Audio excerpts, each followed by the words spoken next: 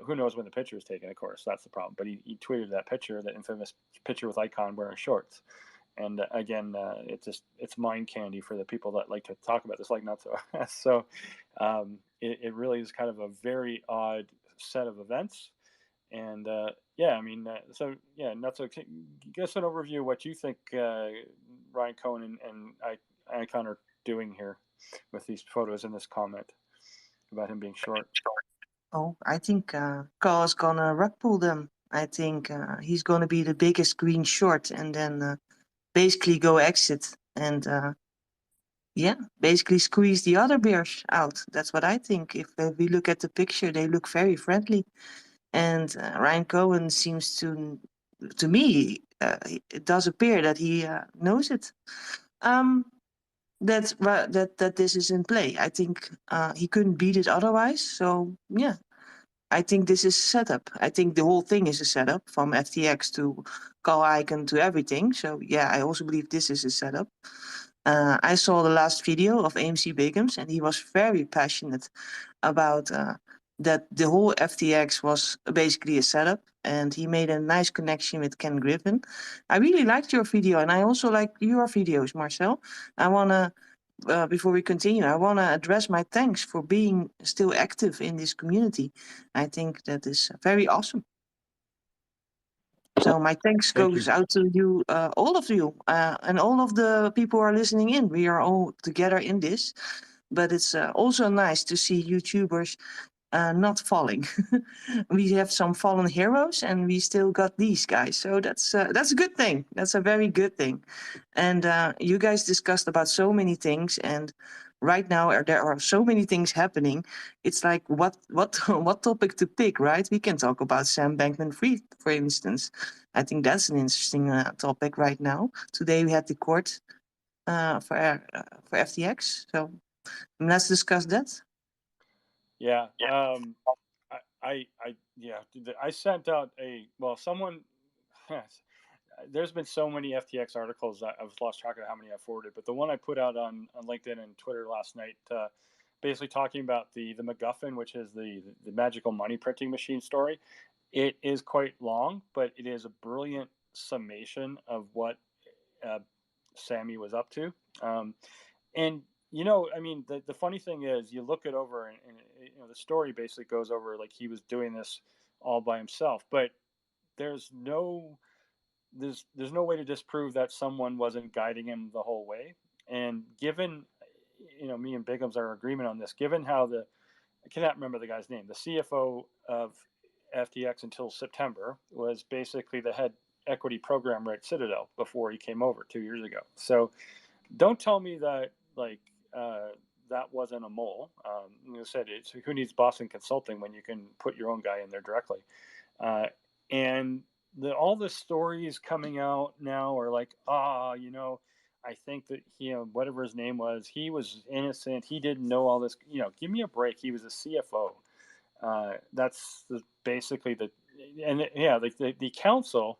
I'm sorry, I don't have the names in front of me. You guys probably all know them anyway. But the representative in the U.S. was basically the not a lawyer, but advising on regulations. He used to basically be in charge of an online poker operation where they gave a backdoor to certain players, including the owner of the company, to play against other players with having knowing what the other guy's cards were. So this is the guy you got running your compliance group. And again, I mean, the story just it's a never ending story. I was joking yesterday, like, hey, where's my FTX news? I'm getting bored.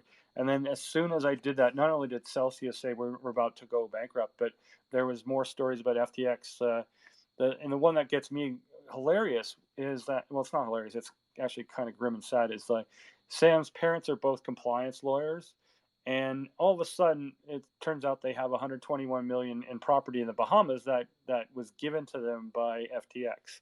And the realtor says, they were trying to give it back. It's like, yeah, okay. So your two professors at Stanford, don't tell me you can afford 121 million in property in Bahamas. So the whole thing stinks. And as I said, every day there's more garbage coming out about it. But yeah, this story that it clearly links, there's a Citadel connection. And I honestly, was Ken Griffin thinking about going to crypto 2 years ago, probably, but he only started making noises about it last year. So, but of course, since then he's been very active. In May he was trashing Tether, and of course Tether has been supported by Alameda, who's the first or second biggest buyer of Tether. So, Ken Griffin suddenly talking about Tether of all things. It's a surprise. Like it's all, you put it on context, and Ken has definitely been moving levers here. And again, then you can say, well, was there a government part in this? And one of the other stories I put out on the weekend was basically talking about FTX and its role in facilitating money laundering for the CIA. So, deep, dark projects, they don't want to be out. They want budgets that are off the books.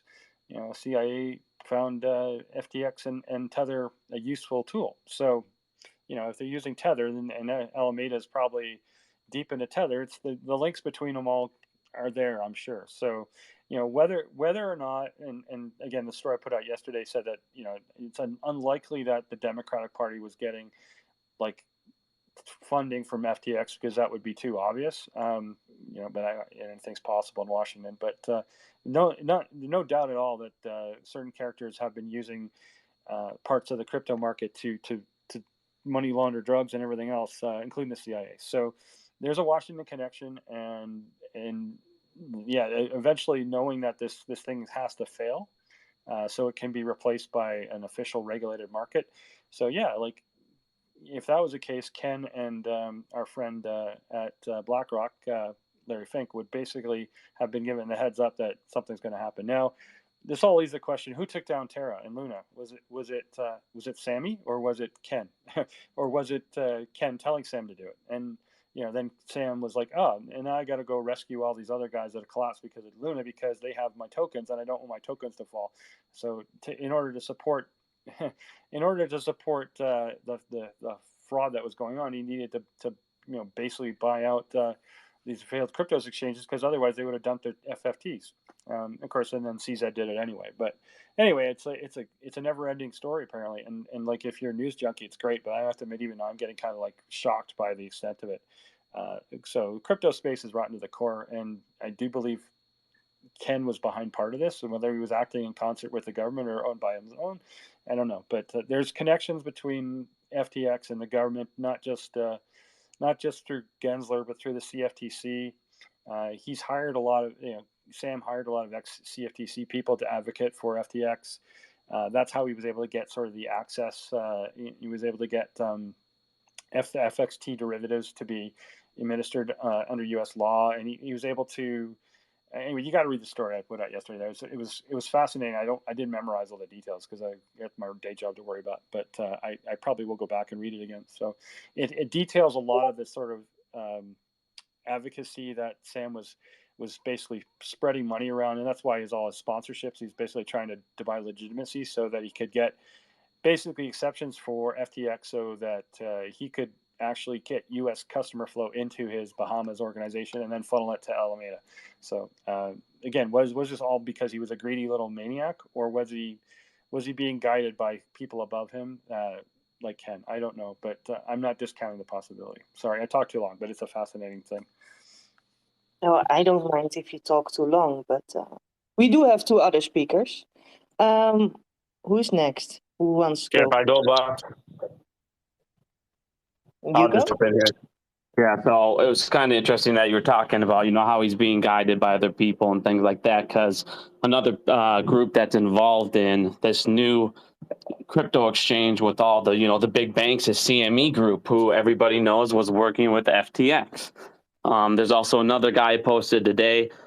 His name is Ramon Ora. He's an ex-Goldman Sachs employee. He was in charge of all of the money and making money. So you just have connections left and right. And all of these people now are suddenly working with the new exchange for the big guys. So honestly, I think this FTX thing, it kills two birds with one stone for these guys. So if you're Republicans, which we all know, Ken's continuously donating money to them, they're going to keep giving them breaks and taxes. And if he ends up, down the road winning, Ken Griffin will eventually be a treasury for the United States. I promise you, that is what he's trying to get to. But what they did is they sit there and look, all right, everyone look at the Democrats are taking all this money. So it takes out all of his competition politically. And on top of that, what is crypto? It's free banking for the people. So that's the one way out of their banking system. It's the one way that they could get fucked. That's why it was a national emergency. So what do? They got to take out the number one guy and make it look like, oh, it's such a bad thing right now. The only way to get this fixed is, regulatory bodies. Because look, they're doing OTC contracts, which, if you kind of look at what it's like, what they were selling these people, it's complete a joke. So they're telling people they're selling them crypto coins, or they're selling them tokens, or whatever they're selling them. And then you look back and it's OTC derivatives contracts. So you're basically just signing a total return swap with these guys. So if the coin goes up, you get the difference. But in the end of the day, the total return swap, you're still going to pay them a fee each time. So they had no way, no lose situation for them. And then on top of that, they started laundering all this cash and doing all these other, nefarious things. But the fact that they're selling OTC derivatives inside fucking crypto, that defeats the whole purpose of crypto.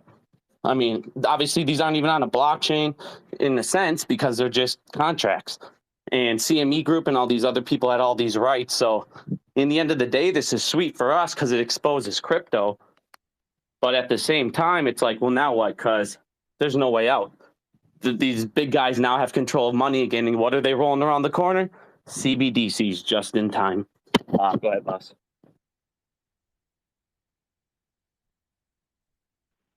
Yeah, I completely agree with you guys. Can you guys hear me okay? Yes. All right, thanks. I just switched on my microphone here. There's a lot of problems with the FTX situation, and that includes Bittrex as well. And the reality of the fact is that there was supposed to be over 1 billion shares of AMC backing these tokenized securities. And the reality is that they didn't own a single damn share, not one.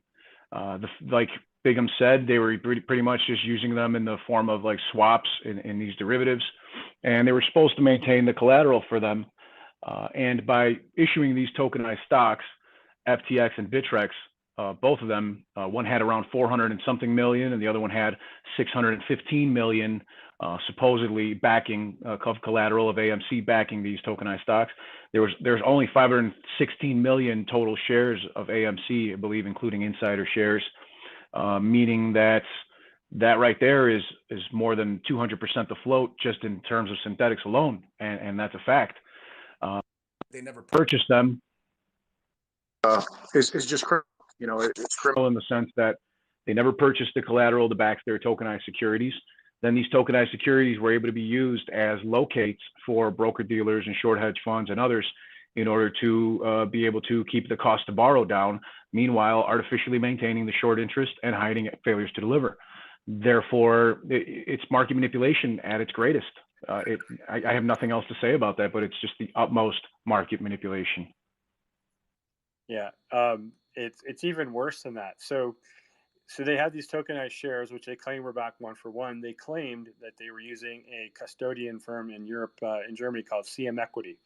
Now, CM Equity had experimented with this with another firm, and I think Byfinance was looking to do this in middle of 2021. And Byfinance, because they were under other regulatory issues at the time with the SEC and all, I think they just stepped away from it, realizing it was going to be a mess. However, the weird thing is that CM Equity in December 2021 said, we don't have anything to do with FTX anymore, and they dropped their relationship. And yet on the webpage for FTX, it still claimed, we back it 1-for-1, and we're using CM Equity as our custodian to hold the shares, which of course they never held any shares. So, and then when this whole bankruptcy went down, CM Equity was included on the list of bankrupt FTX companies. And so they had to put out a press release saying, we're not associated with FTX, and we're not bankrupt. And it's like, so like everything that FTX has been involved in has been toxic. The only thing that seems to be intact is FTX derivatives because it was under direct CFTC supervision in the US. But again, I don't know what FTX, there's, one of the yeah, so there's too much information. It's a legacy company that was formed by someone else that FTX bought, and it has something to do with perpetual swaps. So I cannot remember the exact details, and I'm not sure was it related to equity tokens at all. But that was one sort of thing that they wanted to, the CFTC was interested in keeping them, keeping that pure, or as so far as it can be. Again, someone sent me a video on that. I have to refresh my memory on that. But aside from that, everything FTX touched is contaminated, or it was an outright lie. And that's the thing is, the cash. I guess they discovered one and a bit billion in cash in all these accounts, but there was no record keeping of where the cash was kept, because Sam had all the messages deleted after a certain time period. So it's like the new trustee is having to go rely on the staff who was still there to try and track things down. So no matter how much cash they found, they're not going to find it all. That's for sure. There'll be several billions lying around that have mysteriously disappeared and cannot be traced. And then I mean, there's too much to track. Apparently, there's a turf war now between the Bahamas and New York State, or Delaware, I should say, as to who gets to handle these funds. And Bahamas is trying to make sure that the Bahamas gets their money before anyone else, which of course everyone, the bankruptcy trustee would not want that. But so there's an ongoing legal war starting there. And what else I can tell about it? I've been. I will tell you, not to trumpet myself, but I've had a bunch of reporters ask me about the tokenized things just because my post went viral on LinkedIn. I had a guy write a story on Buzzsaw about GME and that. So as far as just to sum it up, there were no shares. There were never any shares issued if they were selling digital tokens to people. They never backed that up. If they were backing it up, it would have been with some sort of swap function, but as far as I know, in bankruptcy, those positions would not be impacted. So as in terms of what does it mean for the play? I always get that question. What does this mean for the play? Well, aside from being completely fascinating from a historical point of view, as nothing this bad has ever been done before. But for the play, I mean, those billion digital tokens that Boss was talking about, they were likely used in some form as a relocating. And said people say, oh, well, they can't do that because they were not U.S. based, and the brokers would not be able to violate that by going. It's like, come on, these are brokers. They skirt laws. So I'm sure there would be. Oh, we have a London office, therefore the London office could they locate it. So, I at least people come up with reasons why this is like being overstated. I don't think the reasons are right. I think they were used for locates. To the extent they were, I don't know. But the cost to borrow from AMC at least has been higher since this all happened. People will say, well, why hasn't the cost of GME gone up? That's a good question. I don't know. And again, there's weird things going on. But there's so much noise with GME. There was that whole idiotic rug pull that happened 3 weeks ago with S3 Partners. Parabolic for a day, transitory, J Powell version of parabolic. So I just find, again, what was the point of that rug pull? All it did was use up the credibility of S3 Partners. Not that they had a lot to begin with. Everyone knew they were Kenny Pett or Kenny Tool, but now it's absolutely clear that they cannot be trusted. So why did you waste it for a $6 rug pull? I don't know. I'm still curious as to what the hell that was about. I don't even know what March was about, to be honest. I thought, maybe March was a real squeeze that was about to happen, and they kneecapped it. But anyway, there's a lot of things going on that this FTX thing's exposed, and all I can say is, in general, if crypto deflates, that's one less source of liquidity they can use against us, and maybe the share locates was part of it, at least for AMC.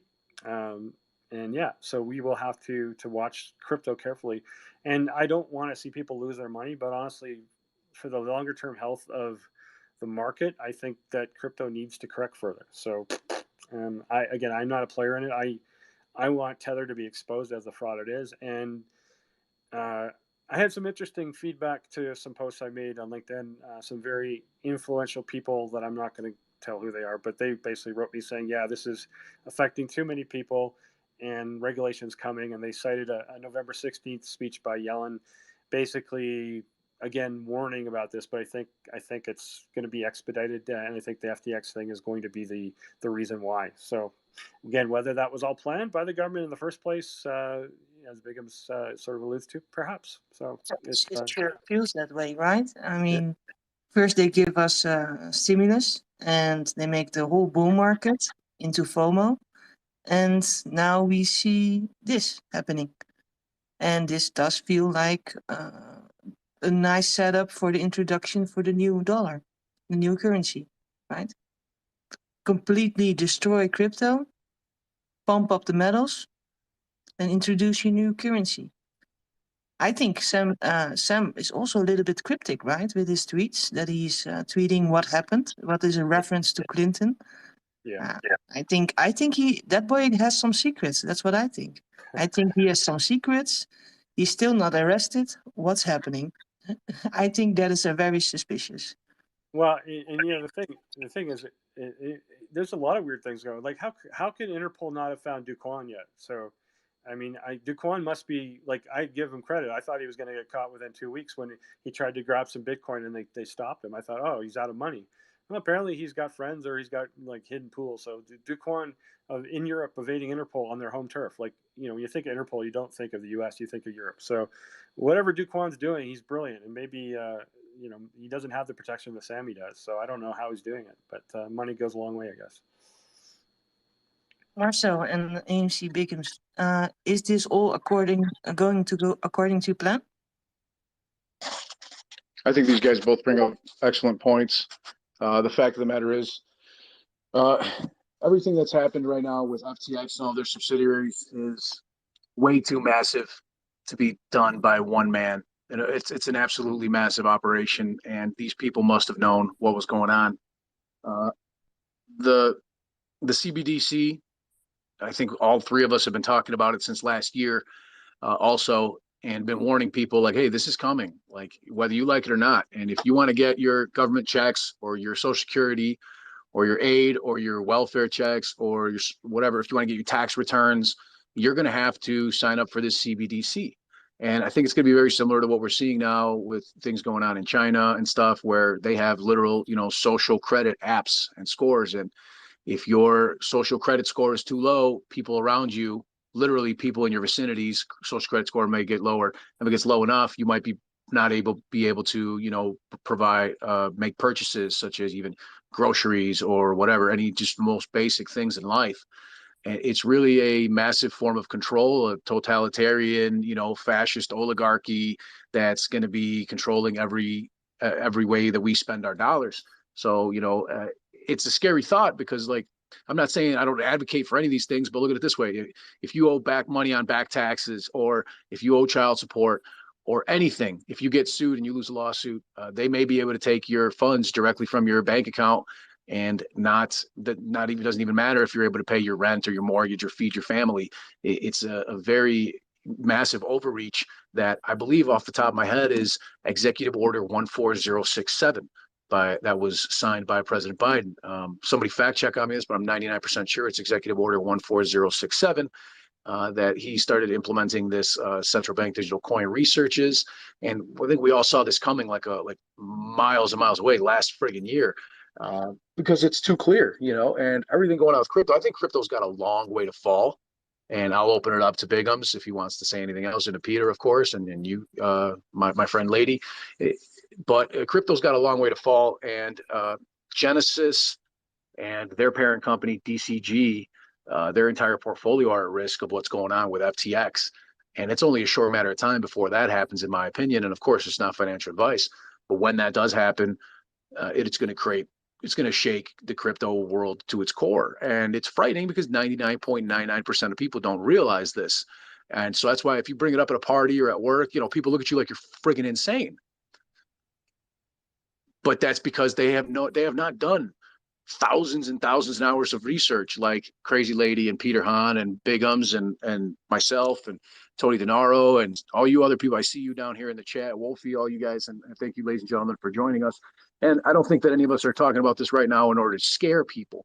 I think we want to spread awareness and make sure that people can, if they choose to do so, diversify their assets from, cash or a standard bank, and move to like credit unions and precious metals and other fiats and currencies and tangible assets and goods that they may be more well suited to benefit them in the future should this massive takeover of the CBDC be implemented, which is an inevitability as well, in my opinion. Along with the stock market crash, crypto market crash, the real estate bubble, you name it, used car market, RVs, everything's going to get taken down in the global financial economy, in the global sector, simply because the money printers have to finally be turned off. And you guys have seen just a small factor of what's going on there. And then you've got these regulations like Phase 6 and so on that are negatively impacting these short hedge funds and banks. Sorry about that, but these are all going to be big problems in the coming future for most of these guys, and they just haven't seen it yet. A lot of TV going off in the background. Excuse me. Yeah, hard for you, buddy. But no, I feel like this was the thing I was saying was their worst case scenario backup plan. At this point, you know, you got to go into whatever liquidities are remaining out there, which was in crypto. They're going to go ahead and take that. You pretty much crashed everything else as they went over.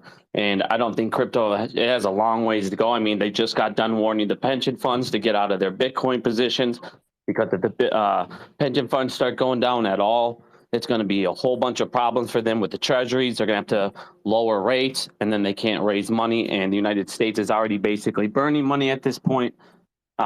So at this point, I feel like the CBDCs are going to end up trying to, you know, smash everything down again. As we saw, everybody's savings now is the lowest it's been in a long time, but yet there's $963 billion in credit card debt. That's a huge amount of money that they're able to go ahead and put into swaps and use them as more collateral. And this is why they're going to say, we need a CBDC. The only thing we can do is give out a stimulus in the CBDC to get people to accept it. It's the only way. And then, you know, you're going to have all those people, no matter what, just run out there and grab it because it's free money. They're going to go grab it. Everybody needs it at this point. So, I mean, I feel like this is their like end all plan, but it's like in the end of the day, if you do that, you know, I don't know what they're going to do. Like, you can't just go ahead and create a CBDC, throw it all into the CBDC, all this crap, because everything's so destroyed. They have over leveraged every single thing. They even look at the Federal Reserve, as Susan just put out a couple days ago. You know, one of their, you know, they have a third of their assets is in mortgage-backed securities. Well, out of a third of that, they're not even backed by mortgages anymore. Those houses have been demolished. They're gone. They're not even backed by anything. So you have the Federal Reserve claiming, oh, we got $3 trillion in mortgage-backed securities, but $1 trillion of that doesn't even exist. Yeah, that's frightening. I hadn't heard that stat. That's absolutely terrifying. But, you know, the other thing is, I've been saying this for quite some time, last at least 3 years. The amount of U.S. debt has you know, risen dramatically, and at the same time, the Fed's raising rates aggressively. So if you care about the ability of the U.S. to service its debt, well, you know, I've read some studies that the amount necessary to service the debt will go up 3 times in the next, say, 5 to 10 years. So that's money that has to come out of Social Security, or that has to come out of defense. A reset is really the only thing that will make that tenable, because you're you know, especially in this world, I don't think any U.S. government is going to want to say we're cutting back on defense. And similarly, with the aging population, you know, the Social Security and healthcare is not going to be able to be cut. So where do you pay for the money? You can't pay for the money for this. There's no possible way to do everything unless, like, there's a sudden source of like plutonium or platinum was found on the plains of Iowa, like in, you know, rare earths all over Illinois. I mean, it's not going to happen. So you're not going to have this sudden windfall of money. So you're going to have to do something to hide the fact you're going to devalue the currency. And the only way of doing that, well, the easiest way of doing that is to replace it with something else. And a digital dollar is a magic solution. So there you go. And as you saw, the banks are buying more gold now than ever before in a quarter. They're obviously trying to back that by gold. Is what I'm looking at. That's why I've been telling people for a while, you know, land's a good thing to get. I can't tell you what to buy, but commodities, physical assets are where you want to get into. Yeah, the the last quarter there was this hubbub about 400 million ounces of gold were bought by central banks, but 300 was a mystery buyer. It wasn't a mystery buyer. There's only one bank that can do that, and it was China, and it's now been confirmed. So China is stockpiling and has been stockpiling precious metals for quite some time, and it's obvious why. So a commodity-backed digital currency alternative to the dollar from the BRICS, basically with Saudi oil, Russian gold, and Chinese silver probably. That's what I see happening, and they're going to keep canvassing people and getting non-traditional members into this BRIC thing. Well, it could be Mexico, could be even some disaffected members of Europe.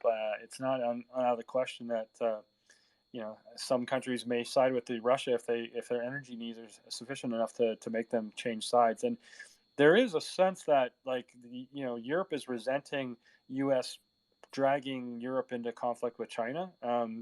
They may be okay at the time being with we need to be basically supportive against Russia with Ukraine. But if China goes into Taiwan, does Germany necessarily want to cut ties? I don't know. So there's a lot of pressure here to find an alternative to the dollar, and I think it's continuing to growing. And precious metals, energy, potash, fertilizer. That's my preference. And I really don't, again, I'm not investment advice, but just trying to figure out what is going to be in demand and what is going to be scarce, because it's going to be, you won't have a global, for the present time, you'll have a very truncated global trade network where you'll have 2 or 3 major factions. And that's a difference. We had a bipolar world for 40 years during the Cold War, and now we're going to have I don't know how many factions, but you'll have 2 major factions and then a whole bunch of split. Send China, Russia together with a whole bunch of other countries as the faction of opposite the U.S., Canada, Australia, whatever. And then you'll have within those factions, you'll have sub factions. I'm sure Latin America will sometimes side with Russia and sometimes side with the U.S. So going to be a very complicated world, and I think the ease of and lower cost of commodities is not going to be guaranteed. So I definitely would be a buyer of commodity stocks and commodities themselves, and have some physical silver and gold just in case. I have to agree with everybody on this so far, especially about the whole CBDC and the linking that it's going to have to, gold and silver. Currently, China has already come out with a central bank digital currency of their own that is linked by gold, is backed by gold. Somebody correct me on that. And if I'm wrong, and Russia is currently working on the same thing. They are Vladimir Putin, as much as many people have been brainwashed into hating him. He's not exactly everything that America's made him out to be. And I'm not a supporter of Putin, but I'm also not a supporter of the U.S. government in the sense that I can look at both sides equally and note the good and the bad there. Currently, they're also, they back the ruble by gold. And that's the reason, like Peter stated, that 300 billion out of these 400 some odd billion tons of gold that were purchased, or ounces of gold that were purchased, were by central banks. And for example, China being the largest buyer of that 300 billion, most likely, because they're the only ones that can actually do so. Currently, if you look at the value of the dollar to the silver ratio, silver would be valued at $676 per ounce. If you look at the value of the available gold to the dollar ratio, that would be $4,979 per ounce. And what this means is that paper trading of silver and gold is at ridiculously high levels. Paper to silver ratio is 426 to 1, and paper to gold ratio is 116 to 1. These derivatives, these bad bets, which is all they are, they're gambling. It's a derivative is literally gambling with nothing to back it. And that's how we can get a paper to silver ratio of 426 to 1 and paper to gold of 116 to 1, meaning that there's a lot more out there that has been purchased and sold on the COMEX and off, in these derivatives, et cetera, SLV, PSLV, for examples, and same thing for gold, to the point where there's nowhere near enough to cover all the paper that's out there. So eventually, I'm looking at a silver and gold and precious metal squeeze after meme stock squeeze and the markets collapse. And again, this is not financial advice. This is just my opinion.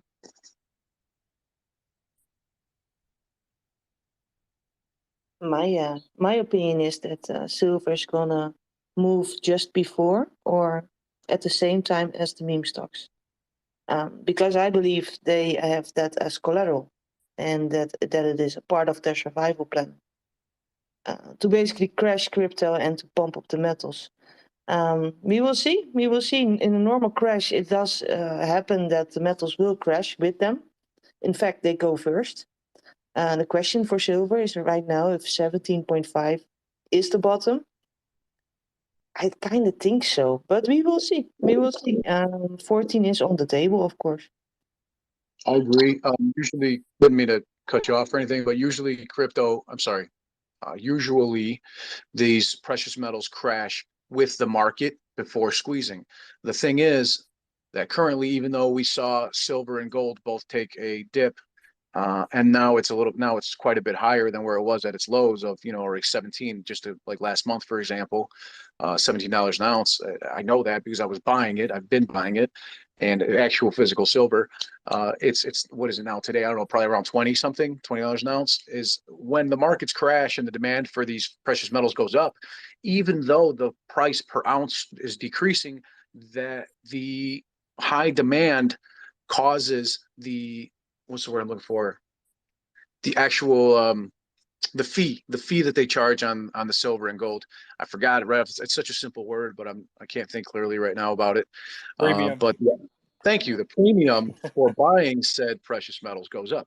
Thank you very much, Peter. And because the premium is going to go up, even if silver goes down to $10 an ounce or $12 an ounce, that doesn't mean the premium might not be $10 or $20 an ounce for these guys to get their hands on it and send it over to you, which is very possible.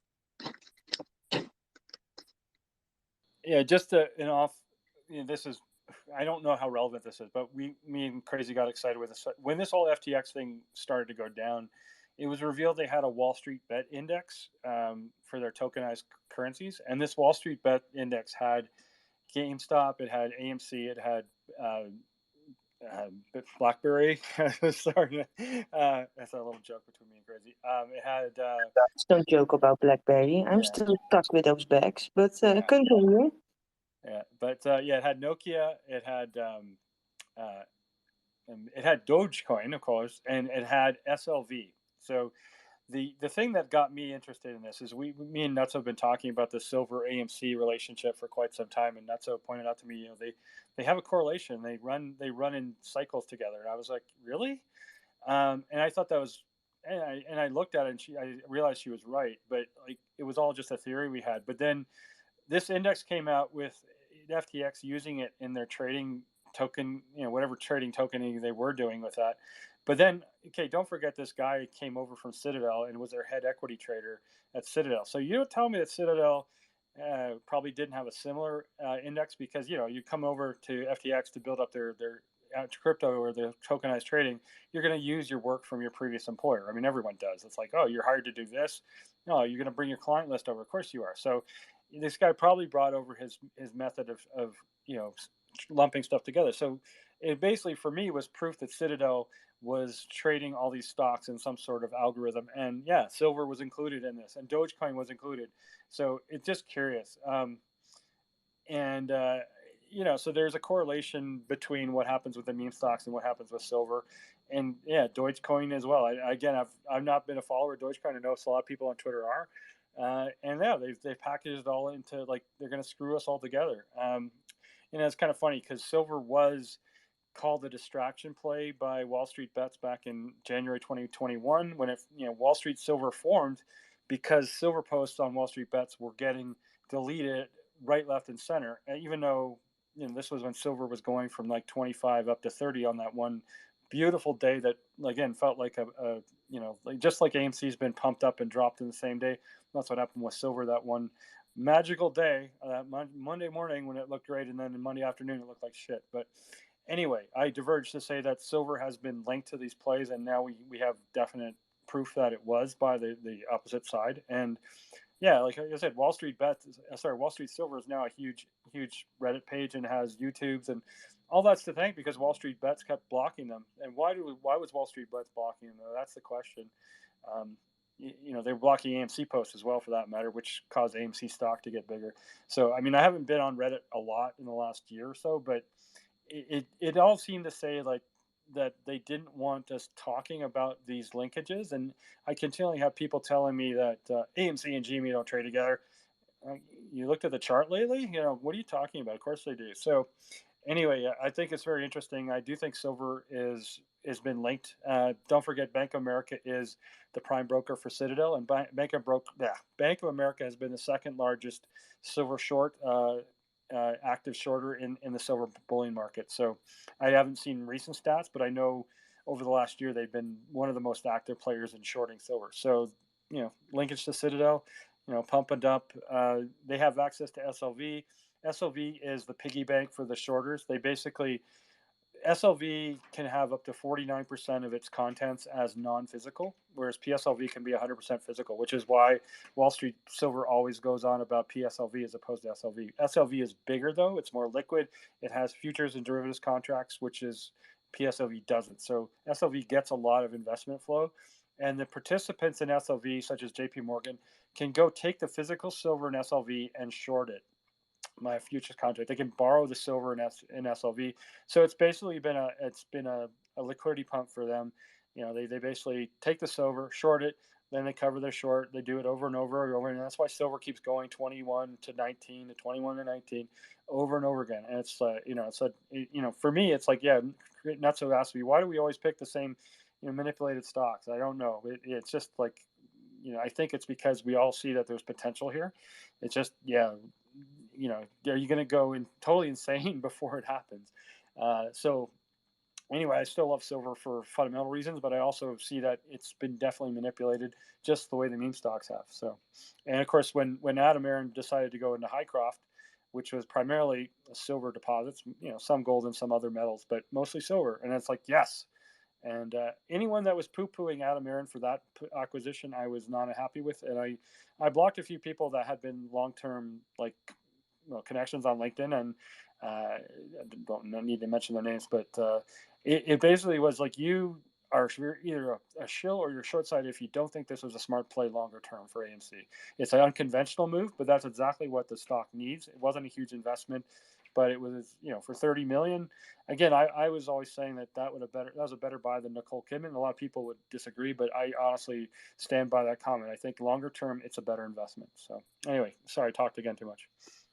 Yeah, we lost Biggums. I don't know if it wasn't because of you, because you talked to us. Yeah, exactly. I don't know. We lost Biggums. Maybe he's returning. I don't know. But talking about silver and of course Highcroft. Marcel, you did an interview with Diane. I was so jealous.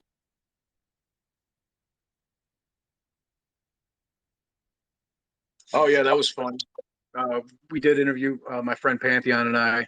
He set it all up. He spoke to Diane and her coworkers basically, and just set it all up and reached out to them and to Diane Garrett, the CEO of Highcroft Mining Corporation. And I just happened to be lucky enough to be in the right place at the right time. And he asked me to help co-host. That was an incredibly insightful interview. I learned a lot. Pantheon wrote most of the questions as well. The man is phenomenal, an incredible asset to this community, who also, doesn't get paid for this, much like Peter, yourself, or myself, and whatnot.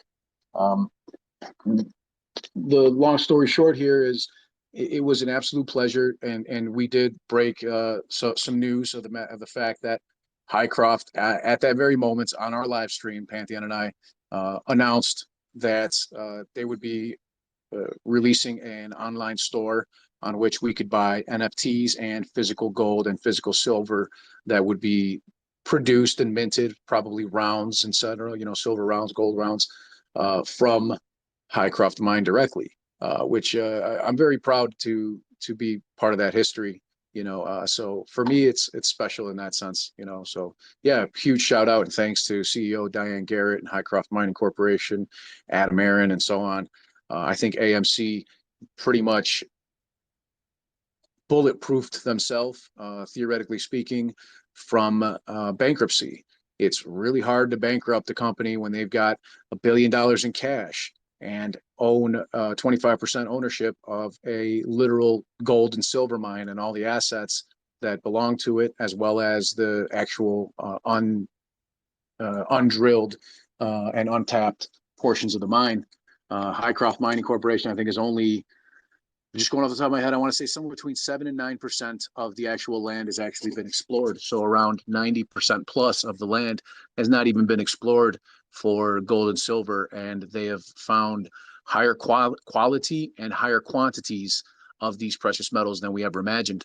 And if 90% of the land is not explored yet, then there's still probability and a possibility, at least, that there are other precious metals there that could be found, some of which are only found in the state of Nevada or on the other side of the world, like lithium, for example. We don't have any proof that there's lithium in the mine yet, but again, 90% of it plus has not been explored. So I think that's extremely bullish for Hycroft and AMC and Eric Sprott of PSLV, who is another investor in Hycroft Mining Corporation. So they're all flush with cash. If Hycroft needs more cash, they can sell their physical metals, or they can tap some warrants that AMC and Eric Sprott both own for additional capital if they need more money to drill and to get this stuff out. So I'm just extremely bullish on both these companies because of their fundamentals. The fact that they might short squeeze is pretty fucking awesome. I was super excited when he said Hycroft, absolutely, because I was talking about silver for a while. I actually entered AMC because I'm a silver trader, so I was really excited. But I do wonder.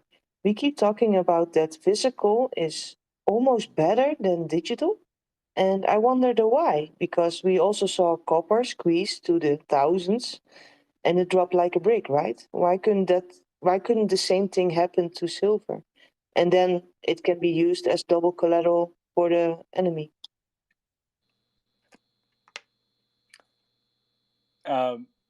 Yeah, I mean, that's an interesting question. I mean, we talked about nickel, and I think all the precious, all the commodities have that.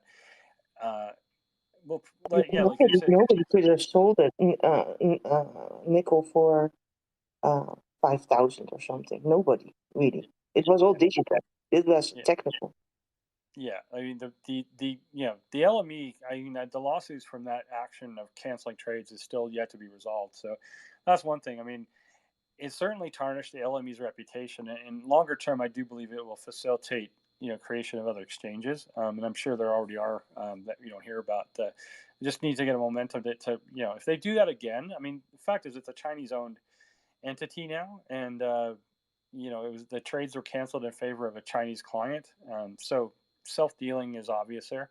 But yeah, in terms of general commodities, the commodities are less regulated than stocks. The CFTC is not, if you poo-poo about Gary and his lack of policing, the CFTC under Ross and Benham is worse. I mean, if anything, they have acted in the past to cap precious metal rallies, such as silver in 2021 and silver in 1982 with the Hunt brothers, and various other times in the last 40, 50 years. So the problem with, the issue is U.S. dollar is a fiat currency backed by the goodwill of the U.S. government. And, if you don't trust that, then you look to precious metals. So they've been trying to suppress the price movement of precious metals to limit the attraction of precious metals versus fiat, because of course old memories die hard, and the U.S. has outlawed the owning of gold in the 30s, and they repealed that. But basically now they probably couldn't get away with trying to confiscate everyone's gold anymore, but they certainly will try and suppress things as much as they can. So it is like an unregulated industry, but it tends to it favors the bullion banks being able to allow. Again, you look at J.P. Morgan fined $900 million odd. Their head trader was found guilty, and yet they are still allowed to be the prime market maker in precious metals. How does that make any sense? it's I'm not the anti-government guy that Biggums is, but I do think there's a lot of things that need to be called into account for, and manipulation of the precious metals is one of them. And again, this is from a geopolitical point of view, it's stupid because China's been able to buy a lot of physical very cheaply. So I do think that this will have repercussions in the future. And again, the demand for physical will continue to be there, but people will want to have something in their hand versus something that's controlled by the government. So there'll always be a side market for precious metals for physical. The question is liquidity, as we've talked about before. If you have a large investment, how are you going to sell those 10,000-pound bars of silver? It's not going to be easy. You get to sell them to a broker one at a time or two at a time, or if you try and do all 10, he's going to gouge you for a bid-ask spread that's going to be huge.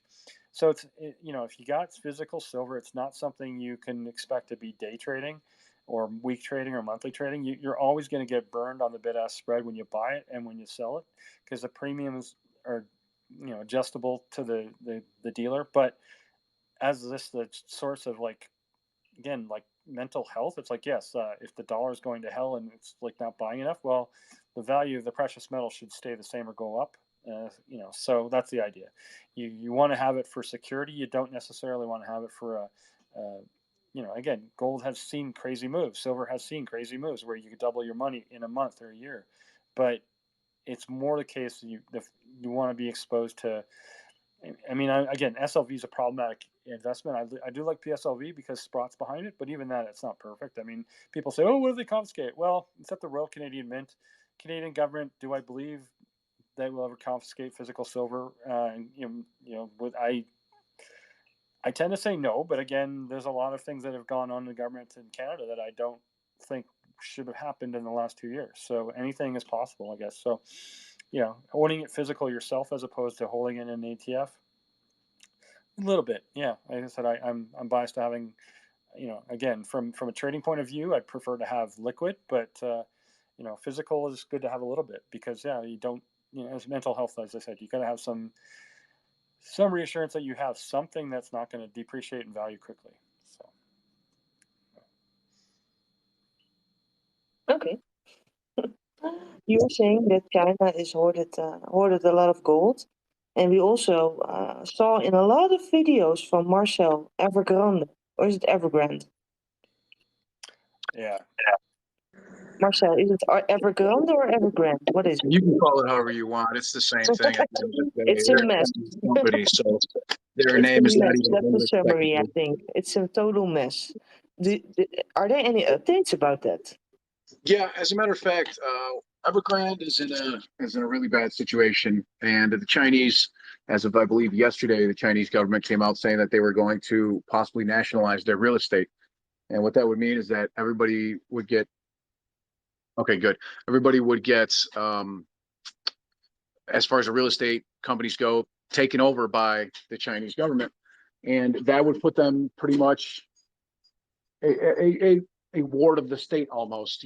Everything would be owned by China, and they would take it at absolutely no cost. It wouldn't cause more hyperinflation because they would then be taking over those assets.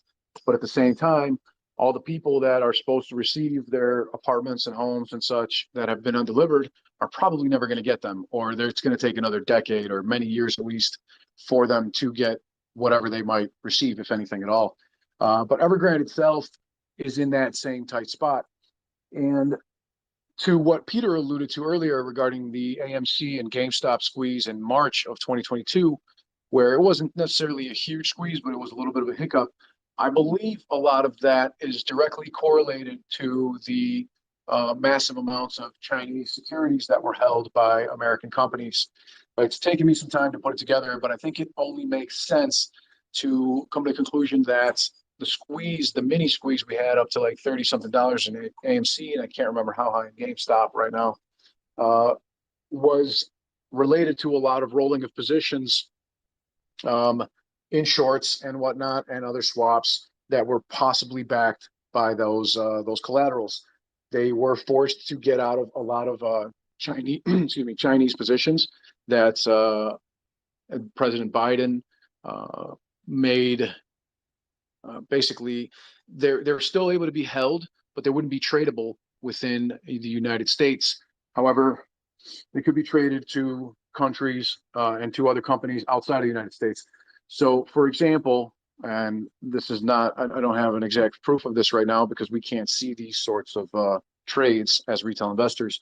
Citadel Securities could have very well traded a lot of these from their US office over to their Hong Kong office in exchange for other securities, any other securities that were not on that executive order 13959 as amended.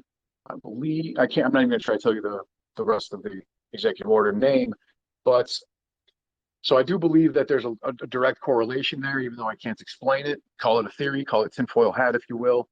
But also, I think a lot of that is part of the reason why we saw minimal price action after June 3rd. There was still some leftover collateral there that had to be moved around, some possible margin calls that begun, which were also held, were minimal because they had already moved out of those positions in March and so on. That being said, Evergrande themselves is likely to face, they're already insolvent, and they're likely to face bankruptcy in the Bahamas if the government doesn't take them over. The hyperinflation for China could easily come into play here because if they have to pay off those liabilities in order to keep the assets from countries from companies located in other countries, for example, Evergrande being based out of the Bahamas or the Caribbean, et cetera, they may have to pay those liabilities in order to keep the companies, which would cause hyperinflation in China and as a byproduct around the world. Everything is connected. So Evergrande has a chance of being saved, but it's likely going to be only if the CCP bails them out. So I don't know which way it's going to go. I can't say because nobody can see the future, right? But the reality of the fact is that they've been insolvent for over a year now, and that's all I can really say about that. I guess I just had to try to link it all together there because I know some people have been asking me a lot about this on Twitter and how's Evergrande still trading? And well, the fact of the matter is it's worth pennies and it should be trading. But if their collateral was completely gone, then a lot of these big players would be absolutely margin called because even though now they can't trade it, they can still hold it as is the collateral. The only way it becomes unusable under ISDA agreements, which are basically contracts sent from my desk to your desk and they never hit the lit exchange. Those would be privates. And all this collateral, this Chinese collateral can still be used as to back those securities. And the only time that would not be the case is when they're completely insolvent by a court of law and fail to be a company anymore. So it's because right now these ISDA banks are using, and these short hedge funds and market makers are using that Chinese collateral at its fair value, using fair value accounting. And that fair value accounting points to that collateral the same value it had when they first made the ISDA contract, when they first wrote the ISDA contracts. Therefore, even though they're only worth pennies, like 28 cents or something like that, or whatever it might be right now, those ISDA contracts might be showing it as being worth $50 a share, for example. So until that company is defunct, or until more regulations come out against them, or when the market crashes and margin calls happen another way, that's still going to be usable to defend against their margin calls on these short positions. I just wanted to kind of. That's the point with phase 6. At some point, those swaps should be valued by a third party, and at that point, that trick won't work anymore. So I don't know whether it depends on but Biggums would say it depends on when they're grandfathered, and again, is it a 1-year swap, or is it a half-year swap, or is it a 3-month swap? At some point, the chickens will come to roost. So yeah, the TikTok word is appropriate here for that. I do wonder. We saw the China indices drop first, and BABA went all the way into the 50s, and it bounced really hard. The same goes for NEO. Both of them bounced really hard. Can it be that the damage is now contained, or is it going to have a major impact on the stock market still? Because Evergrande is, in my opinion, a little bit old news by now. What do you guys think? Is it safe to invest in China right now? Besides the lockdowns that are now also appearing, of course. That would be my first counterpoint. Is like they've had their first COVID deaths in months, and the Chinese tend to overreact. Well, I shouldn't even say that. They tend to be very sensitive about wanting to limit the spread of COVID, so they're going to be reenacting more restrictive measures. So far, it's just in Shanghai and one other city, but it makes me less confident in the global recovery story, and that's why equity sold off on Monday. So, it's probably a little early for me to say like, yeah, let's get back into China. So, I'm sure other people might have different views, but the COVID situation makes me cautious. And are you gonna touch China, Marcel? Or is it also too early for you? By the way, AMC Biggums will return, by the way. Yeah, sorry, I missed a little portion of that because my kid was crying. But Well, yeah, summary, are you going to invest in China right now? Do you think this is the bottom, or do you think worse is to come yet because of the lockdowns and maybe damage from Evergrande left over? not even. Yeah, you're right. We're not even close to the bottom. Not in China, not in America. The entire global equities market is not even halfway to where it should be, in my opinion.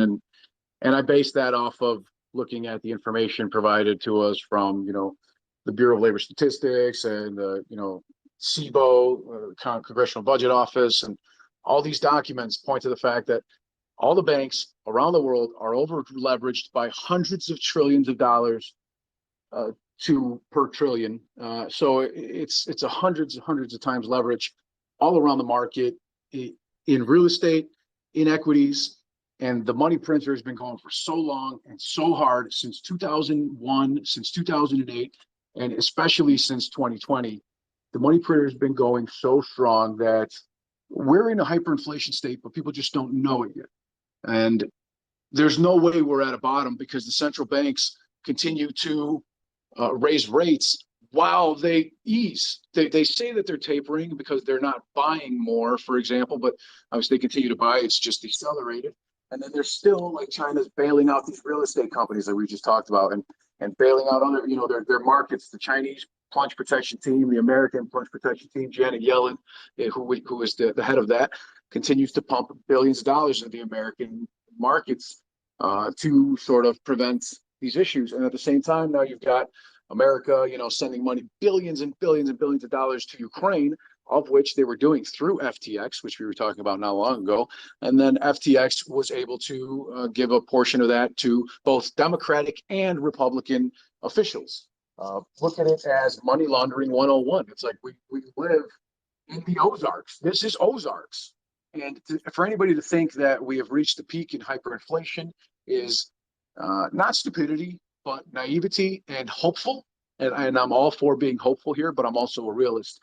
And the CPI data seems to have peaked by many because the Bureau of Labor Statistics data has a lag, and it's actually a recalculation. It's a reweighting, basically, the WEIGHT. The CPI data is reweighted every year in November, and these guys freaking knew that. So when they came out with the November CPI data, because of the reweighting of it, which brought down energy inflation percentage by about 4.6% or so, because of the recalculation, it caused the actual CPI as we should call it, to be to have downtrend slightly, which is still at 8.4%, even accounting for this reality. Let's just say it's still at 8.4%. That's 12-month trailing. That's fucking huge. Like, people are like, oh, it's down to 8.4%. Everything's going to be fine. Like, really? Like, are you that dense? Are you that ignorant as to what's going on? Which I understand a lot of people aren't educated about these things because we're not taught these things in school, which is a big problem. But that's something for a whole different story. I guess that's my long-winded way of explaining that there's no way that these mortgage-backed securities and these collateralized debt obligations have seen the bottom yet. The credit default swaps are going to skyrocket. Credit default swaps on everything are going to skyrocket.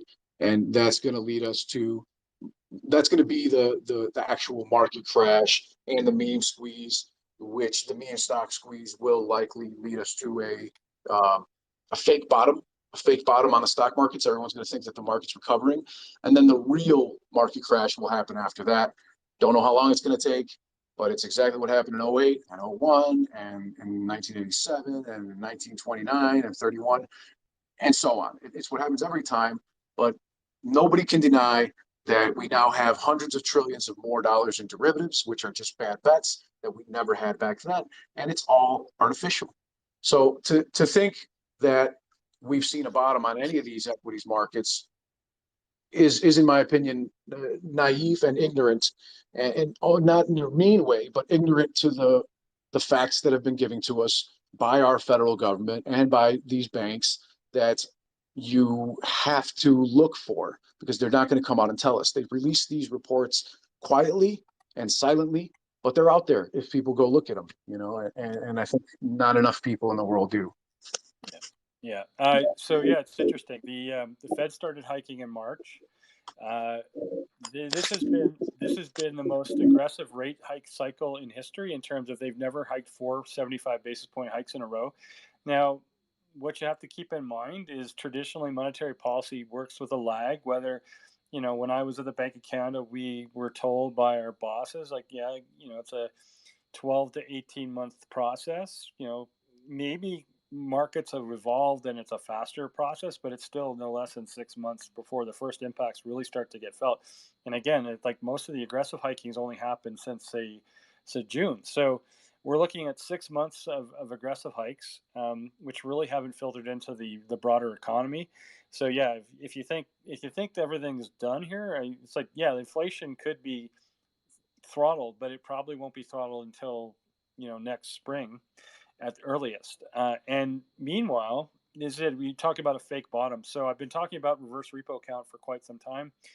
It got to 2.4 trillion just after September. There was some month-end Googling around in October, went back to 2.4, but last I saw it was at 2.0 trillion. So 400 billion from the high in early September. So that money gets deployed back into asset markets as opposed to the Fed account. Probably went into equities. People looking to buy Meta below 100. People looking to perhaps buy some Amazon. People maybe buying AMC. I don't know, but that was sort of I think that explains this sort of part of this rally that we've seen after the CP numbers is people taking money out of reverse repo and deploying it into asset markets, thinking, oh, this is the sign it's the bottom's done. But as I said, I'm really reluctant to call a bottom until I see what impacts all these interest rate hikes have done, because it's too early from a traditional monetary central bank viewpoint. It's way too early to think that the macro effects have been all weighted out. I mean, in Canada, we're sitting here. There was a report that the bottom is in the housing market. Looks to prices or sales are starting to go again. People are thinking prices have fallen enough to buy, but I think it's all presumptuous. So I'm really waiting to see another 6 months before I'd say, yeah, this is a bottom, because until then, the Fed's still going to hike in the next few meetings. The Bank of Canada's still going to hike in a few meetings. All the other central banks have still been hiking. It's going to be a while for all the impact of those rate hikes to be felt, and then we'll see some pain. So the kind of job numbers that are coming out are almost amazing. It's like the Canadian numbers for October were over 100,000 jobs created. It's like, really, where, why? And it was almost all private sector too, full-time private sector, which is like, that's a huge bullish signal for like the economy, but it doesn't make sense in the context of what I'm hearing about, like, people having concerns about being able to afford their house. It's quite likely like 25% of Canadian homeowners might have to sell their house and rent. Oh, but rents are gone up. So the cost of living is going up, and the ability to maintain a house is going down. I think that the U.S., because of the 30-year mortgage, when you lock in a 30-year mortgage, you don't have to worry about it every 5 years, whereas in Canada you do. That gives a degree of protection from U.S. homeowners that have recently financed near zero rates. But I think even then, like, you got a huge mortgage, it's going to be a weight around you for a while. You're not going to be able to refinance and use the house as a piggy bank, as many people have done in the past. So this is a different world we're going into. For the last 10, 15 years, it's been low or even lower rates, whereas now we're going into raising rates. So the ability to use home equity to finance consumption, that's going to fall, and then that's going to drive down activity. So yeah, and that's always gives me a hard time about being a negative Nelly, but there's a lot of... Yeah, you are both pieces of sunshine, to be honest. You are so positive, both of you. Are the meme stocks safe to invest? I mean, everybody's doomsday, so yeah. Are the meme stocks safe, or are we gonna crash more? Are we gonna go below the 5 for AMC? I have various reasons to doubt that. Just because I may hope so. I may hope so. Do you, Marcel? Do you have doubt? Do you think we've seen the bottom for the meme stocks for AMC and GME, etc.? Or is it going to be like China? Well, none of this is financial advice, right? It's just speculation. But pure speculation. I remember last year and the beginning of this year, I remember telling people that we were going to see AMC back at $8 to $10. Meanwhile, I was still really bullish on it. I mean, continue to buy shares, continue to buy call contracts, and so on, knowing that it was very likely that it was going to go down. And it did. A lot of people, called me a shill and like to, pretend like I'm like shorting AMC when I wasn't, and so on, for saying so. But the reality was that I totally expected AMC to go down to $8 with the market, because it has to. But as you guys can see, it found its footing. AMC has found its footing, and the market has not. Yeah, the SPY is around the 390 range, right? And 400. But that doesn't mean that that the bottom is in, right? If not for the stock market. Also with a crash, you can see certain stocks bottom first, so it could be, right? Yeah, totally, and that's often what happens on heavily shorted stocks from my research, because of that very fact. It's going to go down so far when millions of people or an institution is holding them, right? Yeah, you saw it with Amazon. Amazon was bottomed a year before the rest of the stock market bottomed. So, yeah, it could be. Could be that AMC is the next Amazon. Ooh. It starts both with the A, but that's it.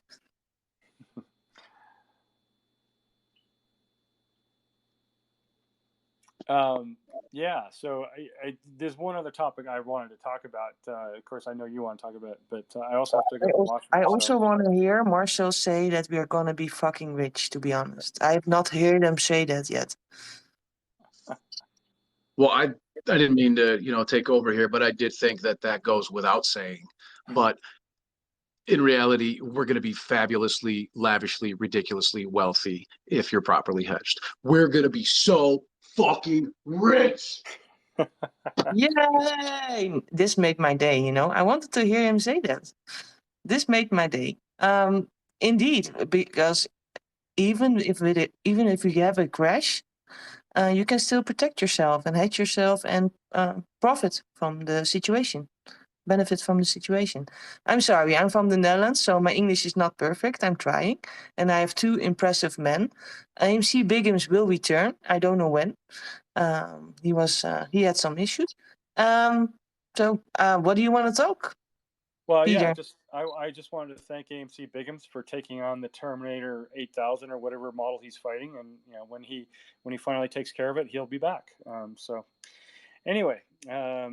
Yeah, the issue, talking about movies. So yeah, I wanted to talk about Disney because it's been a convoluted story, and it does have impacts for AMC. Obviously, Adam Aron was playing politics by gushing over Bob Iger coming back to Disney. I have talked about this a little bit in previous space calls, so just give some color. So I before I even got into the AMC and GME plays, and I didn't watch AMC YouTubers. I watched a whole bunch of entertainment YouTubers who would constantly critique movies and TV shows, and so I have an insight into sort of a lot of the politics that have been going on in Disney in particular for the last 4 or 5 years. So to recap, and I think Tony Stonk or other people have been posting on Twitter last night about some of the stuff that was going on. In a nutshell, Bob Iger had been CEO of Disney for about 15 years. He took over from the guy who used to be the head of United Artists. I hate when I forget names. I'm getting old. Anyway, Michael Ovitz. Michael Ovitz, I believe was no, that's not it. Michael Ovitz was a talent agency guy, but anyway, Bob Iger had been in Disney for 15 years. He was the guy that got Pixar into Disney. He was the guy that sweet talked Steve Jobs into selling Pixar. Pixar, of course, then made a series of brilliant hits. Like to context, the initial relationship between Pixar and Disney was an alliance. Pixar basically was making movies, and Disney was getting all the money from it. And then Pixar. What's that? Michael Eisner. Michael, thank you. Yes, Michael Eisner. That's brilliant. You're a great host. Now I feel much better knowing that that's out of the way. Michael Eisner was a real hard ass. He alienated a lot of people, particularly his own production crew for animated studios. So the animated studios at Disney started to fall in like they weren't putting out hits, and then Pixar was coming around, and they made an alliance with Disney, and the Pixar hits were more successful than what Disney was producing in-house. And so Bob Iger, being the second in command at the time, Michael Eisner had pissed off Steve Jobs, but Bob Iger was able to sweet talk Steve Jobs, in like fed his ego, and basically made him a deal he couldn't refuse. He realized that Pixar, if they didn't keep him, Pixar would would have gone to somewhere else and basically taken over the animated studio franchises from Disney. So Bob Iger made a great play in getting Steve Jobs to basically not only agree to a production deal, but eventually buy him out. And they took over Pixar, and then the crowning join was Marvel Studios was just starting to get out of, like, Marvel had been in bankruptcy or near bankruptcy issues, and they'd sold a lot of their IP to different other studios. That's why Spider-Man was at Sony, and as a result, like, when they decided they were going to start making movies, they had to resort to tier 2 or tier 3 comic book characters such as Iron Man. Credit to Marvel for actually kicking it out of the park with their first few movies. I still like Iron Man 1 a lot. I think it's a great movie, but that helped get Marvel noticed, and of course then they were still relatively cheap, so Bob Iger snapped up Marvel, and so he started to get a reputation as being like this wheeler and dealer genius, because he was picking up great properties at a decent price, and they were producing super hits. So the MCU, of course, blew up under Iger. It became like he basically made Kevin Feige in command, and Kevin Feige was able to get around the previous owner of Marvel, who'd been this cranky billionaire in New York that was hindering what Feige wanted to do. So that Bob Iger got rid of him for him, and so Kevin Feige was able to start creating this linked universe that is the MCU, and so that started to make billion-dollar movies. And so with that cred, then Iger was able to get the board to let him go buy Lucasfilm, because George Lucas was getting kind of bored and tired, and just wanted money to sit on his money and just relax for the rest of his life. So Lucasfilm was sold to Disney, and it became a juggernaut. And of course, the first few Star Wars movies were huge money makers because there was a built-in audience. I won't waste the audience's time by going into the politics of what happened with Star Wars, but it is part of what happened with Disney overall in terms of the problem. There is this element of like built-in audience. Again, I'm a Star Wars fan. I was like a born customer for anything Star Wars would have put out, even if it was Lucas film under Disney. But the first few movies had differences from what I was expecting. They were not creatively very good. They were copying elements from the original movies. They used J.J. Abrams, who is a bit of a hack, a talented hack, but a hack no less. Basically can't finish the job. He creates a lot of magic mystery boxes and never actually opens them, or opens them poorly. So we can point to Lost. We can point to other issues like was it? No, not Felicity. Whatever movie spy series. What's that? But why are you talking about Disney? Are you gonna make a connection with AMC? Yeah, I'm trying to lay out the land. Anyway, so Bob Iger was, but it's all fascinating history for me. But Bob Iger was basically a wheeler dealer. It is, and Adam Aaron is wearing a tie with Mickey Mouse, so yeah, I'm in for I'm it. getting to it. So the point is that Iger's a wheeler dealer, but the problem is that he, for whatever reason, decided to introduce what they call woke elements into the movies. So this is a contention because people they didn't want social messaging. They just wanted entertaining movies like they had in the past. Entertaining movies that were successful, like the original first few Marvel movies, were basically paying homage to the Marvel characters we grew up watching or reading cartoons on. So all of a sudden, the social messaging started to infiltrate almost all of Disney products. And Lasseter from Pixar got let go because of alleged. I don't have enough background to say what exactly happened there, but he was forced out, and he was the creative genius at Pixar. So all of a sudden, there were quality issues with some of their product. They were putting out a lot of product, but it didn't have the sales appeal that it could have had, I guess is what I'm saying. So there is a sense that, again, the expression "go woke, go broke" was coined by what we call the right wing of the fan base of these movies. And it is true, though, that even admitted that they tend to disregard. They'd rather have people that didn't have a fan association with the old movies and the old content. They want new people with a creative vision. Why are they doing this? Because Hollywood in general was basically going to democratic politics and progressive politics. And I'm not going to make a value judgment on whether that was a good or bad thing, but it wasn't a commercially viable thing. And as a result, Disney started to lose money. And then the pandemic hit, and the pandemic was bad for the theme parks. So Disney was not only losing money from their previously successful film franchises, they were still making money, but not as much. And then the theme park was starting to shut down. So Bob said, okay, I've had a good run, I'm going to go. But he didn't really go. He stayed around for a year, and he replaced himself with Bob Chapek, who was basically head of parks. And Bob Chapek is not a charismatic guy. He's a money counter. He's basically cut costs, run things efficiently. So he came in and he basically said, I can't run this studio like this.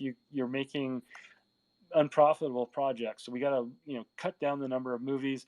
We're going to put more on Disney Plus. And so you had a lot more of the Marvel stuff coming out on Disney Plus.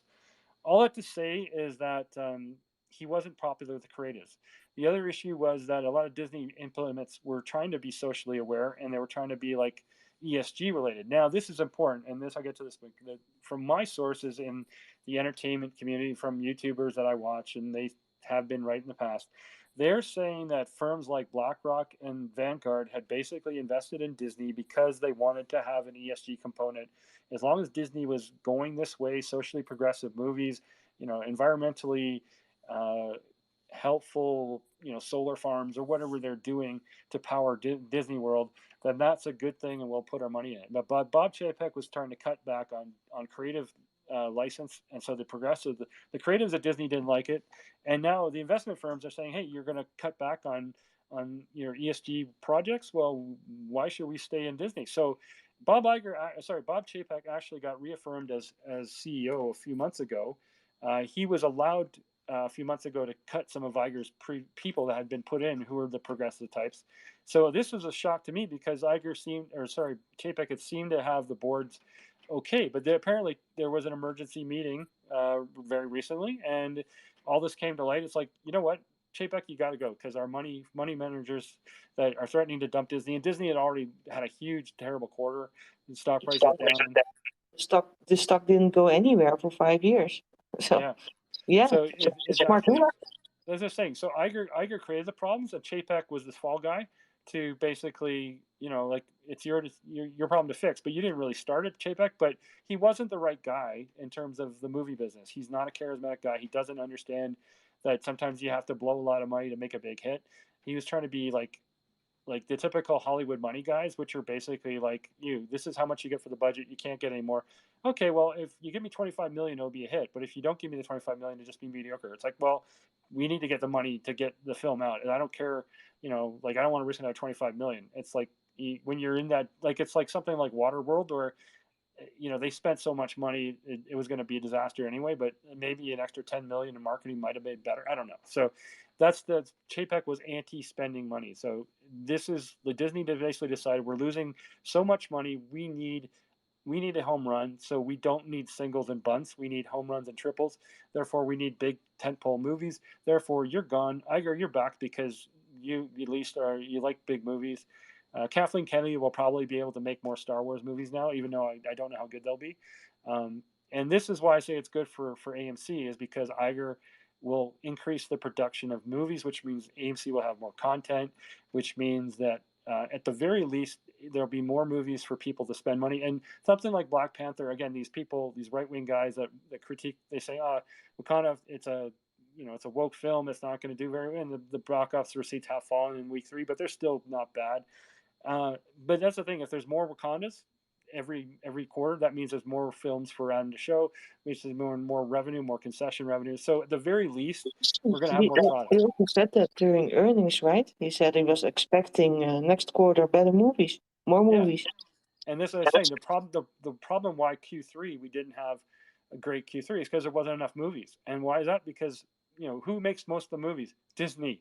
So why wasn't Disney making more movies? Because Chapek was being cost conscious. So Marcel, what do you think? What do you think about AMC earnings? Do you think next quarter will be better because Disney is gonna make better movies? I'm not sure if I'm directed towards me, but since Peter's not saying anything, I absolutely do. It's almost a given. There was, like Peter was saying, there's almost no movies, relatively speaking, compared to other quarters in Q3. And AMC still did well. They still beat their earnings forecast, and we're making money. As a matter of fact, they're making more money on concessions now, profit-wise, than they ever have in history, if I recall. Especially per attendant spending. Since I think a lot of people are apes, they are more than willing to spend a few bucks on concessions. Also, the first thing I think Bob Iger needs to do is fire Kennedy. I think she needs to go, simply because she's terrible at making movies, Star Wars movies specifically. And the second thing that Bob Iger needs to do is buy a movie theater company so that Disney can finish the chain of owning the movie company, the company that actually makes the movies, the animated flicks, and the streaming services and the movie theaters.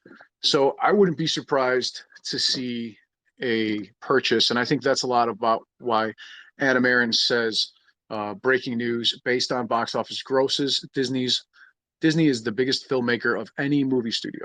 Bob Iger coming back to again lead Disney as its CEO is a big deal. Let me shout this from the mountaintop. I have the absolute highest respect for Bob Iger, as well as, I believe about 2 weeks ago, my man here, Wolfie AMC, which you guys can find on Twitter and on YouTube, actually was at a movie theater in the UK where Adam Aaron spoke publicly, and AMC Wolfie managed to speak directly with Adam Aaron for several minutes, and says that he's a gem of a human being, and as a matter of fact signed an autograph for all of us, which I thought was incredible. Also, he was wearing a Disney tie. He was wearing a Mickey Mouse tie. And out of all the ties in the world, before Bob Iger even was known to be returning to Disney, Adam Aaron was already wearing this Disney tie, this Mickey Mouse tie.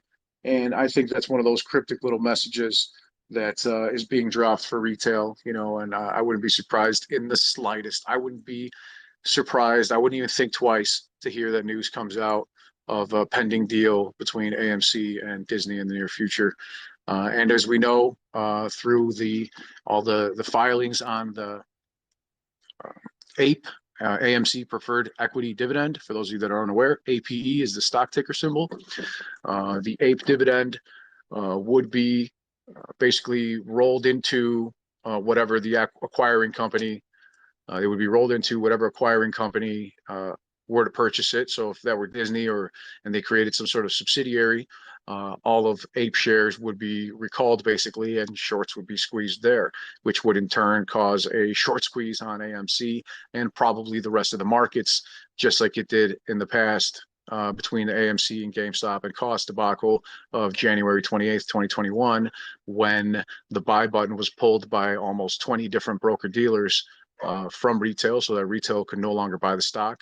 They could only sell, but hedge funds and market makers and institutions could still buy the stock because they needed it to cover their shorts. And companies like Robinhood, Webull, and Interactive Brokers had no choice but to go position close only because it threatened their very solvency. The difference at the time was markets were strong. The federal government money printer was going at the most rapid pace ever. And the economy was living off stimulus. The economy was still artificially strong and inflated. So things were good, and that was very possible for them. And the DTC was able to waive margin calls.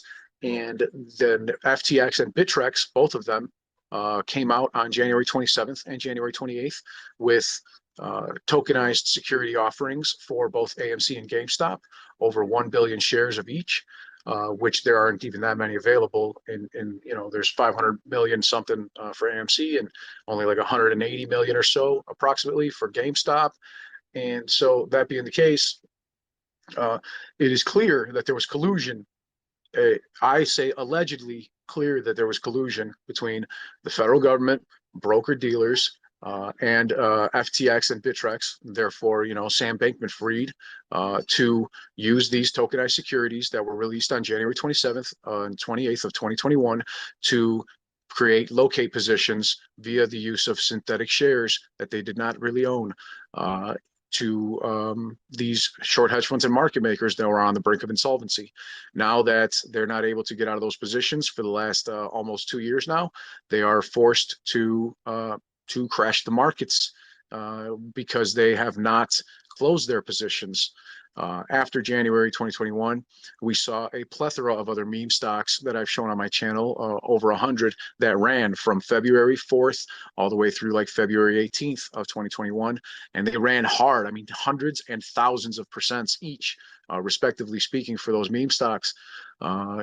Look at OCGN, Oxygen Pharmaceuticals, ran 5,300%, and that's just one of 100. And those were all directly caused by the reverberations of the market, of the margin calls and the defaults that were occurring on AMC, GameStop, and costs, the collusion between the broker dealers and crypto brokers and market makers and short hedge funds and the United States federal government. The difference is that now global equities markets are crashing. Citadel Securities and these other market makers and banks hold hundreds of billions of dollars, if not trillions of dollars, of United States treasuries and other sorts of bonds and so on.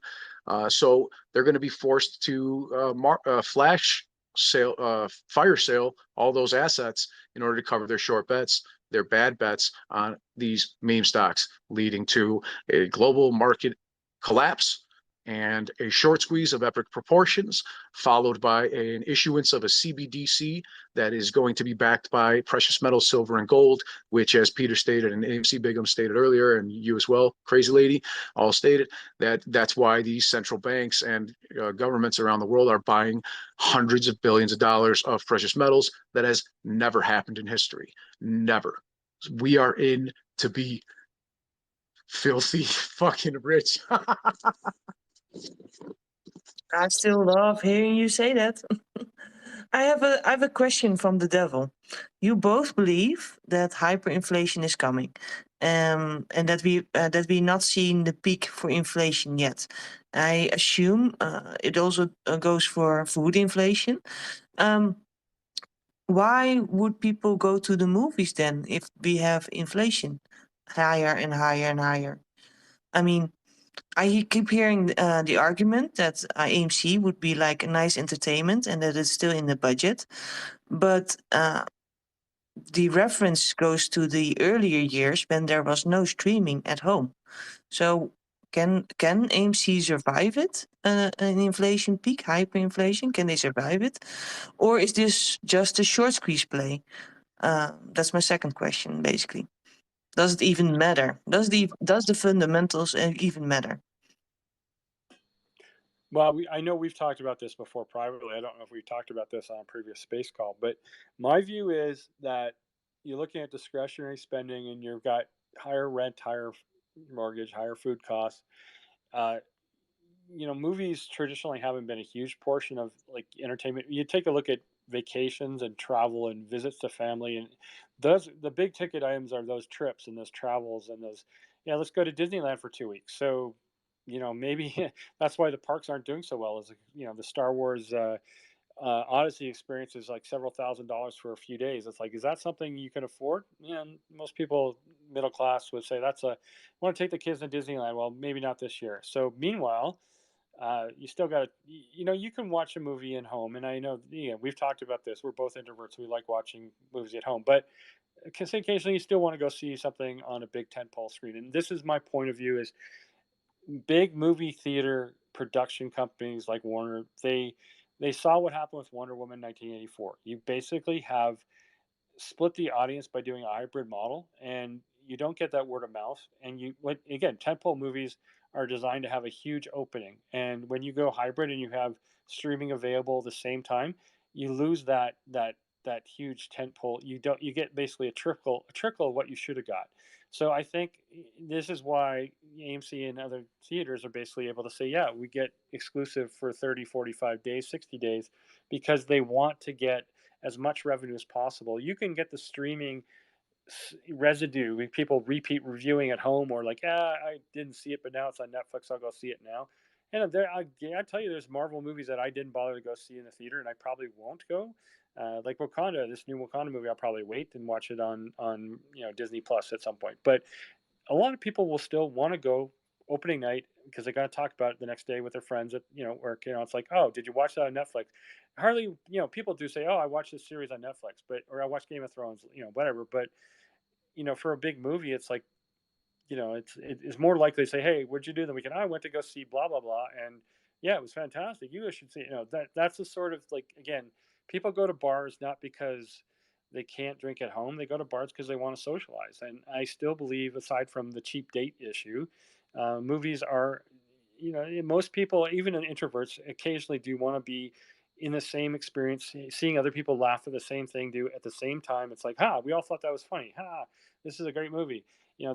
That can't be underestimated. So I do believe that people will still have a budget for movies and will want to go to them as opposed to staying at home. So again, they'll take their money out of travel and other expenses that are way more part of their budget than movies are. So.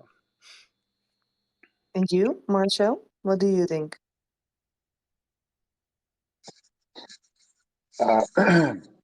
AMC owns 25% of a silver and gold mine. They're fucking bankrupt proof. Also, people are going to continue to visit AMC.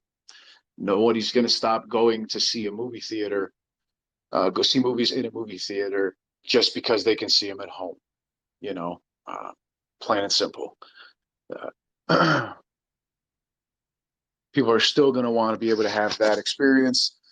When I want to see a movie, I don't want to wait 30 days or whatever, 60 days or 90 days for it to come out on Disney or Netflix or HBO or whatever. I want to be able to see it right then and there, whatever movie it might be. And I would much rather see it in a big, comfortable movie theater with a massive screen and Dolby surround sound, or an IMAX screen, and comfortable seats, sometimes with food service inside the theater, with a lot of AMCs here in Chicago and the burbs. I love it, and my kids love it, and I'd rather go there and catch a good flick and have some popcorn and whatnot than do it all at home every time. We need, as people, to socialize, and we need to get out of the house. And just sometimes sitting elbow to elbow, in a crowded theater with a bunch of Star Wars fans, like I remember doing back when Phantom Menace came out, like on opening night, like that shit's special. That shit's special. It'll never go away, not in my eyes. Plus, AMC's got a fucking $1 billion in cash, and they have a cash burn this last quarter because they bought more theaters. It's obviously profitable. They're making more money than ever on concessions. And now Q4 is about to come out. We got Avatar coming. We've got nothing but fucking hits. AMC is just going to continue to increase its bottom line, even in a global recession, because people need entertainment for their own mental health.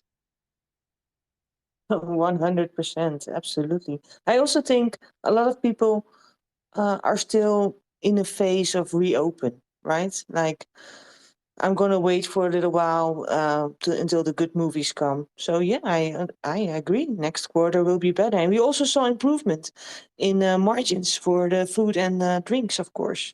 So people are still spending, and we have inflation for a while. Oh heck, we even have recession for a while, but they changed the definition, so we don't. Yeah, cool. Peter or Marcel, are there any topics you guys want to discuss? I doubt AMC Biggums is gonna return. He said he would, but I'm not seeing it. Do you guys have any topics to discuss? We do have a lot of questions from the public. I don't know if you guys are in for it. I could do some questions. I could say I've got about another 15 minutes if you guys are down for that. I don't have anything specifically if you guys want to talk about. Yeah, I've got another 15 minutes we can hang out for. That'd be cool. Okay. Peter, do you have a topic? Marcel didn't have any. Do you have? No, if Marcel's got, I got more than 15 minutes. So Okay. if there's any questions for Marcel, let them know. Let's open this. This is the question box. The first question: exchanges are looking very dangerous, referring to FTX, and of course Genesis, etc. Is there any exchange safe? Is there any broker safe? And this is also referring to the DRS. I'm sorry, guys. Is any broker or exchange safe nowadays?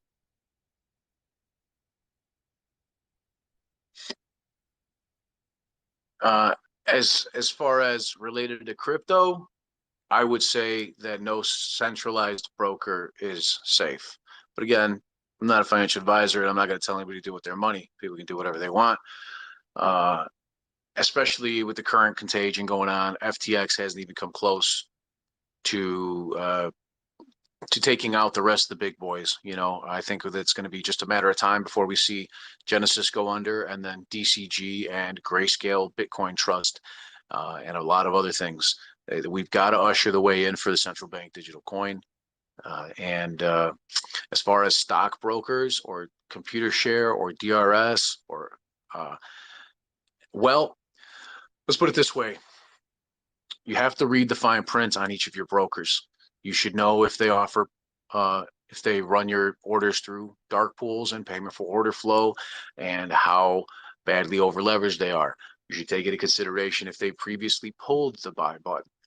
There's a lot of things that people should look at to decide if a broker is quote unquote safe. In reality, no broker is necessarily safe, but they are, many of them are insured up to a certain amount of money. Some of them $1 million, some of them a few million, some of them even more. I am well diversified. I do not use Robinhood or Webull or Chinese brokers like Moomoo or etc. You know, Public, whatever. I use American broker dealers. That's even some of them that have previously pulled the buy button, like IBKR. You know, I use Fidelity, I use Schwab, and I've got a handful of others as well that I'm not going to name. Do I feel safe in any one of them? No, but that's why I'm diversified and spread across multiple brokers. I'm a 5X shareholder of AMC and Ape, you know, and I own a lot of GameStop and MMAT and other meme stocks, a lot of them. And I don't necessarily think that putting all my eggs in one basket is the smartest thing in the world. You know, I like to maintain diversified across all asset classes and, you know, and stocks and stock brokers as well, because if one or two happen to go under, well, at least I'll still be 100 millionaire from the others. But like I like to say, I'm not here for millions. I've already got that. I'm here for billions with an S. And we're gonna be fucking rich. I keep saying that.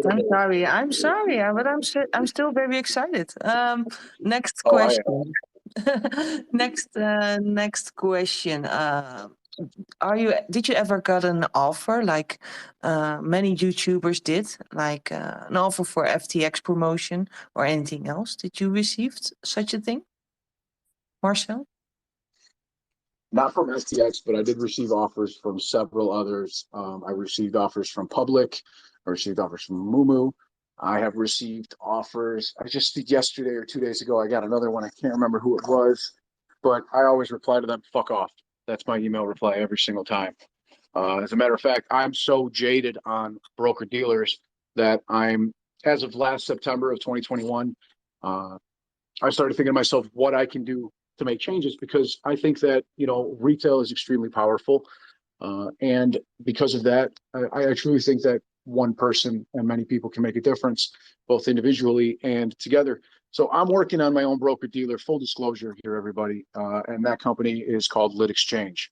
The reason it's called that is because we plan to route all orders through lit markets directly to lit exchanges, unless the SEC comes out with something that makes that impossible or illegal to do. But that is the plan. That's what we're working on. And the whole idea is that we're not going to use payment for order flow, because Robinhood, for example, in 2020, before the squeeze, was charged a $65 million fine by the Securities Exchange Commission. And they found that they lied to retail investors, and robbing the hood, as a matter of fact, ended up costing investors $34.1 million more so with their quote unquote commission-free trades, because nothing in life is free. They just rolled the cost of those trades into your total cost, into your share cost, thus giving you shitty price execution and charging you way more than if you were to just pay $4 or $8 or $12 a trade, whatever, for however many shares and contracts you bought. And we're gonna be fucking rich. Okay, next question. Let me check. What did you say? I was just wondering if Peter's there. I'm just curious if I can hear him okay there. Oh yeah, you're good. Yeah, I just point out I've never received an offer from a broker because I guess I don't have the platform they want to reward. But yeah, It does make you think, right? That YouTubers can be biased, of course. And not saying you, boss, but of course, if you get an incentive, you're gonna be more positive about it. That's what we saw with FTX, of course. So it is very important you choose the right business you want to promote, because you do have a responsibility. What else? People, do you have questions? I see a lot of compliments. People are liking this call. Project Ion. Do you know that? Do you guys know Project Ion? Oof, that would be eighth average, my man. I don't know. Maybe Peter knows more about it than I do, but I think average eighth. Yeah, I must confess I only know it very peripherally. I can't add any intelligent comments. Okay, and then we have some fear about Disney buying AMC as a buyout. That it's gonna,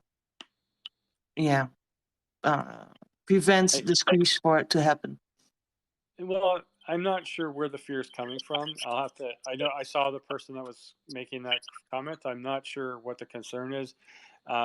Again, I've never seen a company bought out that's been massively shorted, so I don't know what loopholes exist. But you would think if the company is fully incorporated and AMC ceases to be if it's taken over directly and there's no AMC shares remaining, then the shorts have to be taken out.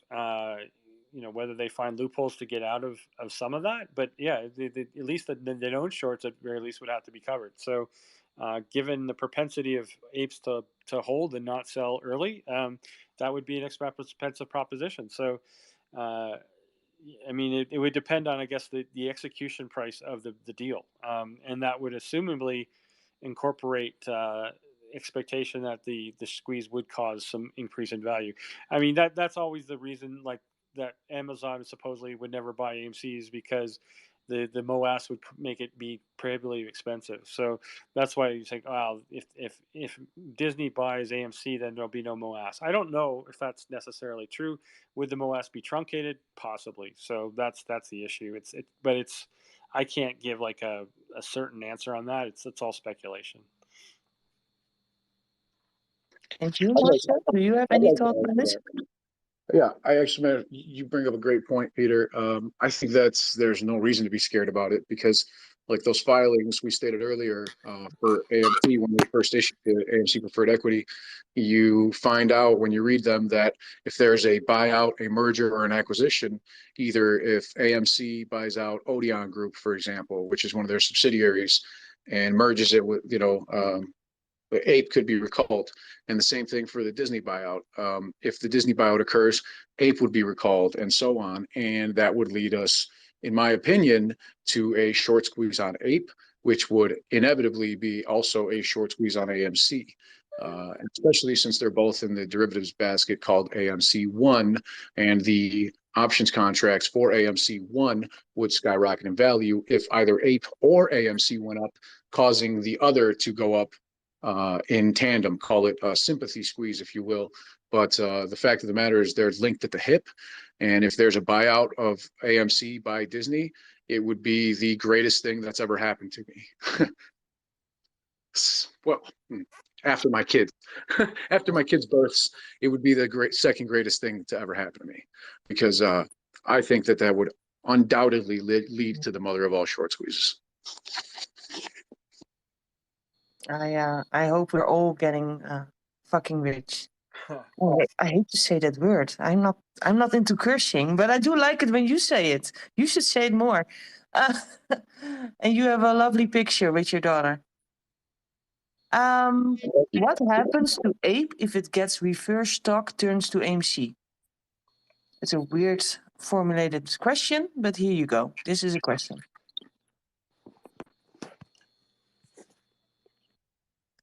What will happen with AMC? What would happen with Ape if it's gonna revert into AMC, basically?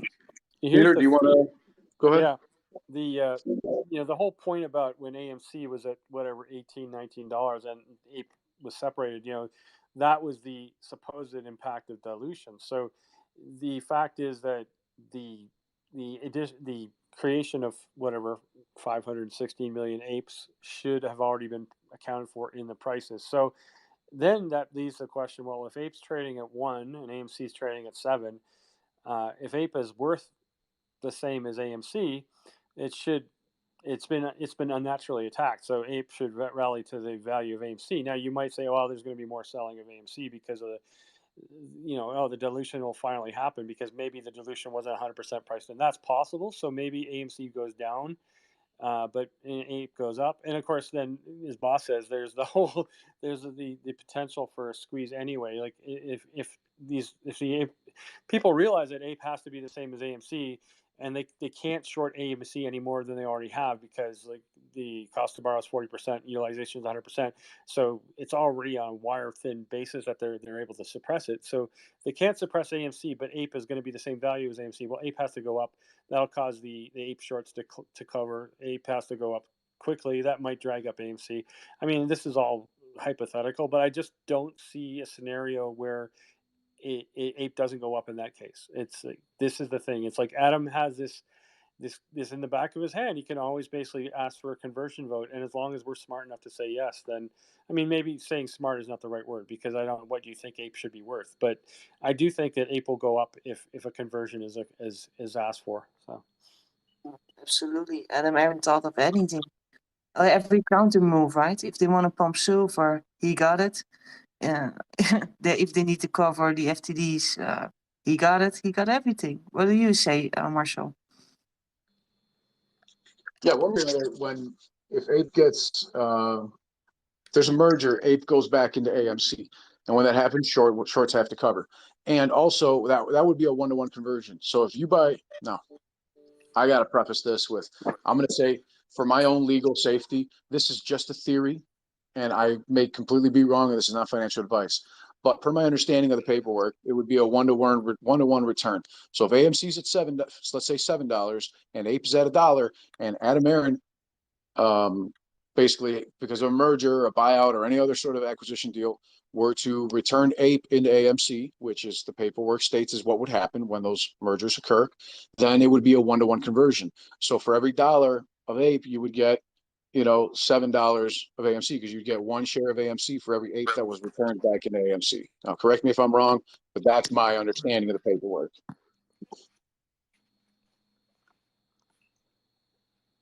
I'm so very excited right now. Adam tweeted, and he did it before during space calls that are kind of hyped, and he does it again. And he did a tweet about 24 and again 24. So that gets me excited for 24 because that is also the date from the Gold Guild Doomsday. So Doomsday Gold Guild, saying it wrong. The apocalypse date, right? The November 24th. So they should send you a complimentary gold bar or something because you've been hyping them more than anyone else. I've been promoting them so much. Well, I'm not even religious. I find them so fascinating because this Bo guy has been right so many times. It's just very scary because if he's gonna be right, it's gonna be like apocalyptic. So we will see. We will see. We will see. Oh dear, I see my face. Oh dear. I'm not saying that. You confuse me. You confuse me, Twitter. Oh yeah, a question for you, Marcel. If you can choose anyone to talk to, have a good conversation with, who would it be? Would it be Jerome Powell? Would it be Jelen? Would it be Putin? Who is it gonna be? Who do you want to have a conversation of 15 minutes with? Wow, shit. That's a really tough question. It definitely not old Yeller. I can't stand that woman. She's a crook. Same for Jerome Powell.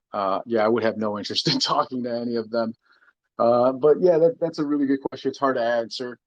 With a little luck, I may be having a discussion with George Palikaris of Metamaterials. He has not agreed to do so yet, but we've reached out to him, and if he gets back to me, we will talk to George Palikaris, the CEO of MMAT, and hopefully he accepts. But we've reached out that and extended that invitation because I think that's really important. I think it's a really important company that is extremely undervalued and also has massive potential. I've been asked a lot about MMTLP, and I'm just going to say, I know people keep saying it in the comments, and I'm just going to say that MMTLP is a pink sheet stock that unless you received it as your dividend placeholder when you were a torch shareholder, you're not going to get a dividend if you buy MMTLP, and it's is delisted when it goes private in the very short-term future. So again, it's your money, do what you want with it. But as far as having one person to speak to, I think right now would probably be George Palikaris. I would like to speak to him and get more insights into what's going on with metamaterials. But overall, if I had to think of one person that's alive to speak to, it would, I can't even tell you who that would be, to be honest with you. So I'm not going to think about it for too much, but honestly, it'd probably be Dave Chappelle, because that man has some insights and an amazing way of speaking that most people can't even understand. And I thought he brought up some great points when he was discussing, Donald Trump in his latest special. And, I'm not a Republican, but what's going on lately with with the Democrats and the Republicans has made me realize that Donald Trump, with all his faults and as much of an asshole as he is, did a lot for our country and is literally the anti-establishment president that I would like to speak to either Donald Trump or Dave Chappelle. Probably Chappelle more so because I like him more. I'm not a fan of Trump, but I got to give him props where it's due. So that's about it. And you, Peter, with who do you want to have a good conversation? It's funny you should ask that. Questions. Yeah, I mean, I could come up with a list too, but top of my mind right now is Bill Gross. So I said Bill Gross decided to comment on Ape today, saying he thought Adam Aaron was selling at 125. But beyond that, Bill Gross is like, again, it may be that it's beyond you guys. He's too old for a lot of people. But when I was growing up and doing my undergrad, Bill Gross was the king of bonds. He was he built PIMCO up from nothing. He would write a monthly newsletter that was really insightful in terms of what the Fed was doing, what they should be doing, what bond markets were doing. And he was really a brilliant guy. This is a guy who paid for his college university tuition by playing blackjack during the night. So I don't know, he worked a second job, and then he took his cash and would play blackjack. And he approached building PIMCO the same way. He took calculated risks. He was very good at it. He's very good at reading the Fed, which a lot of people, in the 80s, 90s weren't.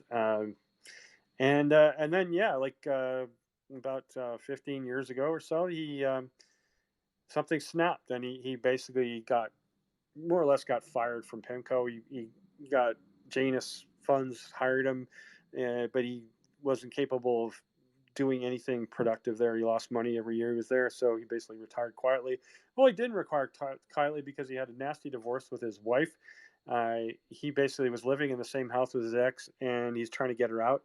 So he would take dead fish and put them into the ventilation, and he would, spray cat pee on her, undergarments and all kinds of ridiculous things. So this came out in a divorce filing, and then he hooked up with some, not a supermodel, but trophy wife. I don't know what you call her.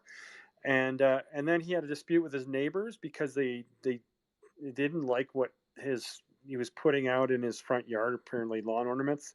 So he retaliated by playing loud music and really stupid things like the Gilligan's Isle theme in the backyard really loud.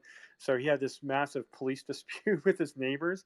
So anyway, I mean, the guy is a kook now, but he's still apparently playing in AMC. So I would like to have a talk with him and find out exactly how sane he is. And even if he was able to give some anecdotal stories, it'd be like, Mark Cahodes is someone I have a love-hate relationship with. Obviously, I wasn't a fan of what he was trying to do, and he insults Adam Aaron all the time.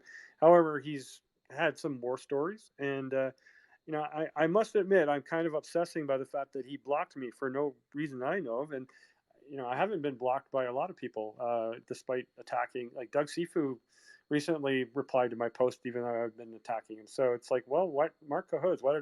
So I'd like to have a talk with Mark Cahodes and figure out, hey, dude, what did I do? What, are you so insensitive you can't take whatever I said? It wasn't even talking about you, but maybe I defended Adam Aaron. I don't know. So anyway, those are the two that come to mind right now. For me, it would be Cathy Wood. I have questions for her. A lot of questions for Cathy Wood. Because I think she's key in this whole play. Or Klaus Schwab. I think she's been used for this great reset that was meant to happen. I think it was a setup from A to Z. I think she was meant to go up, like ARK was meant to go up, and I think she got bullied on CNBC multiple times, and I think all was a setup from the start. So I have a lot of questions for her because I think she's also playing in the interviews, but this is all a fantasy, of course. Nothing is financial advice. Blah blah blah. Guys, do you want have an end comment or anything you want to end with? Yeah, I do. Let Marcel speak first though, because he's got more time limit than me. So. Yeah, I got to get going as well, but I just want to say thank you to CrazyLadyTrader, Peter Hann, AMC Biggums, everybody here in this Twitter space call, and on Twitter, YouTube, everything, Reddit, for being supportive and for also being critical. It's fair to be critical as long as people are respectful. We're more than willing to have a conversation about it. But it does get old sometimes repeating the same information, 100 times because somebody failed to, do their own due diligence or whatnot. But regardless, we try our best. I know all of us to try to help people answer questions and so on. And we are but human. We've got limited time. We've all got families and things, other obligations that we've got to deal with. So I would like to say my apologies if I have not seen your text message or your DM or your private message. It's not personal. If I was responding to all the messages, I would literally be spending 24 hours out of every day just responding to messages. So please understand that I'm not ignoring you. I'm not shunning you. I would love to get to everybody's message, but it's just impossible. And I'm not famous. I'm not special. I'm just Marcel. That's it. but it's still extremely hard to get back to everybody because a lot of people come to me asking things, and I just can't get to all the questions. So that's why we do these like Twitter Space calls and the YouTube videos and all this other stuff to try to answer as much of it as we can. So I would like to huge thank you to Lady Trader for setting this up, and AMC Biggums and Peter Hann for sharing your guys' incredible insights, as well as everybody on the think tank as well for all the information that you share and your support, because we're retail together. One of us is powerful, but combined we are a lot more powerful, and that makes me feel something special. Thank you. Thank you, Marcel. Peter, do you have end comments? Marcel pretty much stole a lot of my cliff notes there, but yeah, like thanks for everyone for tuning in. The same thing is I get like so many messages and so many like packets of information, and it's not that I'm purposely ignoring you guys. It's just like I have a day job, I have a life.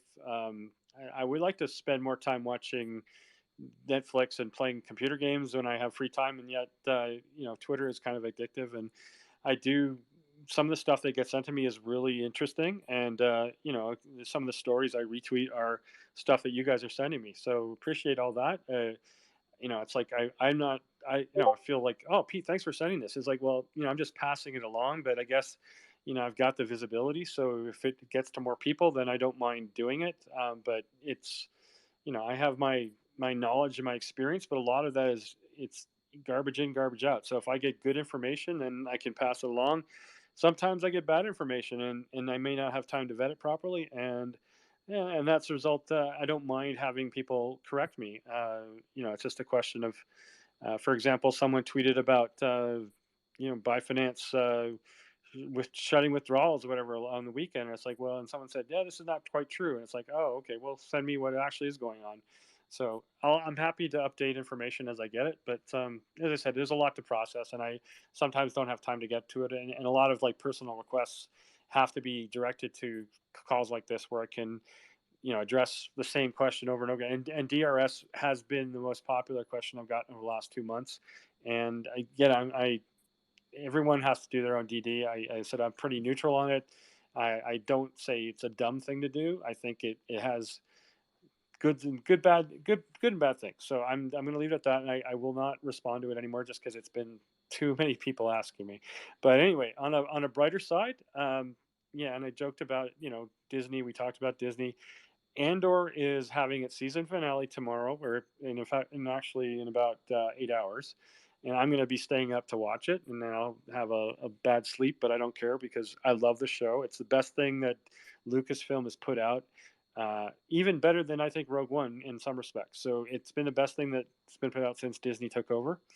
And what else can I say? Yeah, like I think if Disney was able to continue to put out quality like this, then a lot of their problems would go away. But we'll see. Anyway, thanks again for everyone listening in and putting up with some of my rants. And again, I'm getting old, and so I should have had a lot more. Like I can quote a lot of names, but it's like, oh, this guy. Oh yeah, who was that guy again? That's the problem. I have a very good memory, but for sometimes I have I load in a lot of information, and then if I don't use it right away, I forget it. So I have to refresh. So anyway. I'm mostly happy I survived. I'm mostly happy about that. I survived this space call without drama. And it was good. It was good. Too bad that it said that AMC Biggums was not here, but most of the time. But he was here. Yeah, we should. Sorry, just gonna interrupt. He's been suffering from COVID. So. Yeah, he was here. So remember, he was here, and that counts. That counts. Yeah. So I survived. I survived having a space call with, well, 3 impressive men. So yeah, I'm very happy about that, and I'm also happy for all of you listening in here. And thank you all for joining. And yeah, have a nice day. And what did Marcel always say? Oh, I think we're going to be filthy fucking rich. Filthy fucking rich.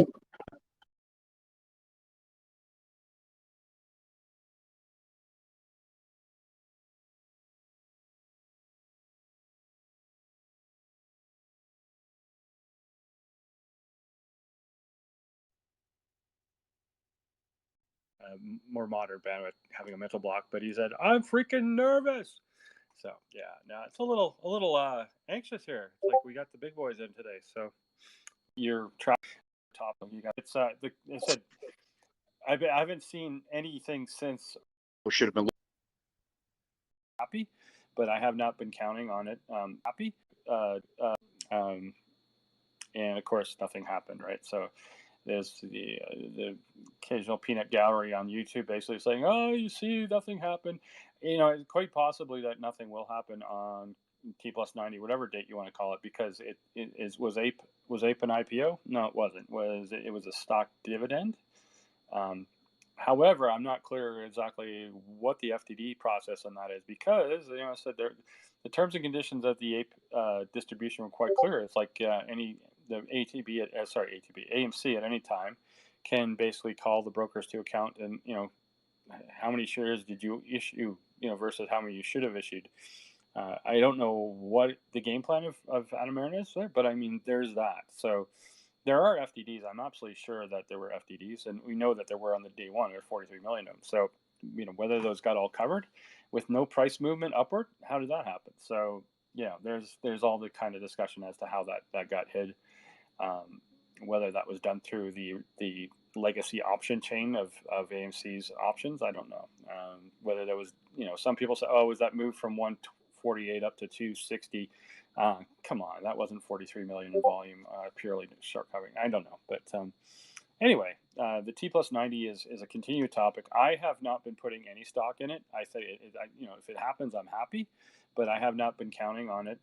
I will say I did buy January options on the possibility that you say like December 27th or January 3rd or whatever, based on business days. I think the day count gets to either of those. But that's the weird thing, is like no one can agree on, even if you're using business days, I'm getting different dates for that. So it is kind of weird. And again, it may be a nothing burger.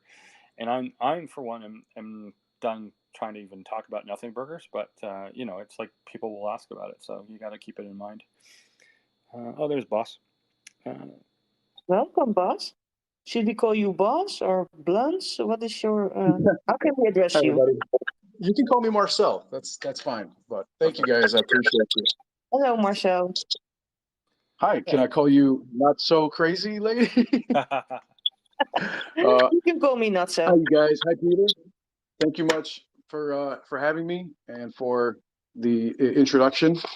As Peter stated, everything here is for educational and informational purposes only, not financial advice. That being said, I agree with you, Peter, when you say like I'm not putting too much stock in the whole like T90 thing. But there are a few things that I would like to clarify. And again, this is all from my due diligence and my information, my things that I've learned. And I did a 50,000 character thesis on this. It was about 20 pages long in Word. And I put it on Reddit. And a lot of people were confused because in the thesis, I wrote T90, T+90. And I got a little ahead of myself because it's the way I meant it was as trading days plus 90 days. And in the thesis, I stated that, but a lot of people missed and just went straight to the T+90 portion of it, even though I had, a set of other stocks like Overstock, for example, 90 calendar days later, it ran from the distribution date of their dividend or merger, and the same thing with Newegg, and the same thing with Tesla from their stock split. And I thought it was really clear because I put in even examples of the dates on one of them as well, and didn't just specify it ran, from May, and then 9 days later on this date, almost to the T, it hit its all-time highs. So in reality, and also I verified it through the FINRA regulations there. I think it was 11,840. I don't have it in front of me. I'm just guessing off the top of my head. So if I'm wrong on that, please don't hate me. But it is on Reddit as well if anybody wants to take a look at it. Basically, what that means is the selling syndicate in the case here would have to, after 90 calendar days, could, if they choose to do so, force liquidate the positions of those shorts that did not deliver. Now, Peter is correct that it was not an IPO, but also from my diligence here on the stock and on APE as well, it didn't have an initial public offering, obviously, but because it was a dividend, the ex-dividend date is the IPO date. So even though it's not technically an IPO and there's no selling syndicate in that sense, the selling syndicate would be the shorts that have to deliver the ape. And that IPO date would be the ex-dividend date because that would be the date that it was released. 90 days from that would be either today or tomorrow. Sorry. Does that make sense, Peter?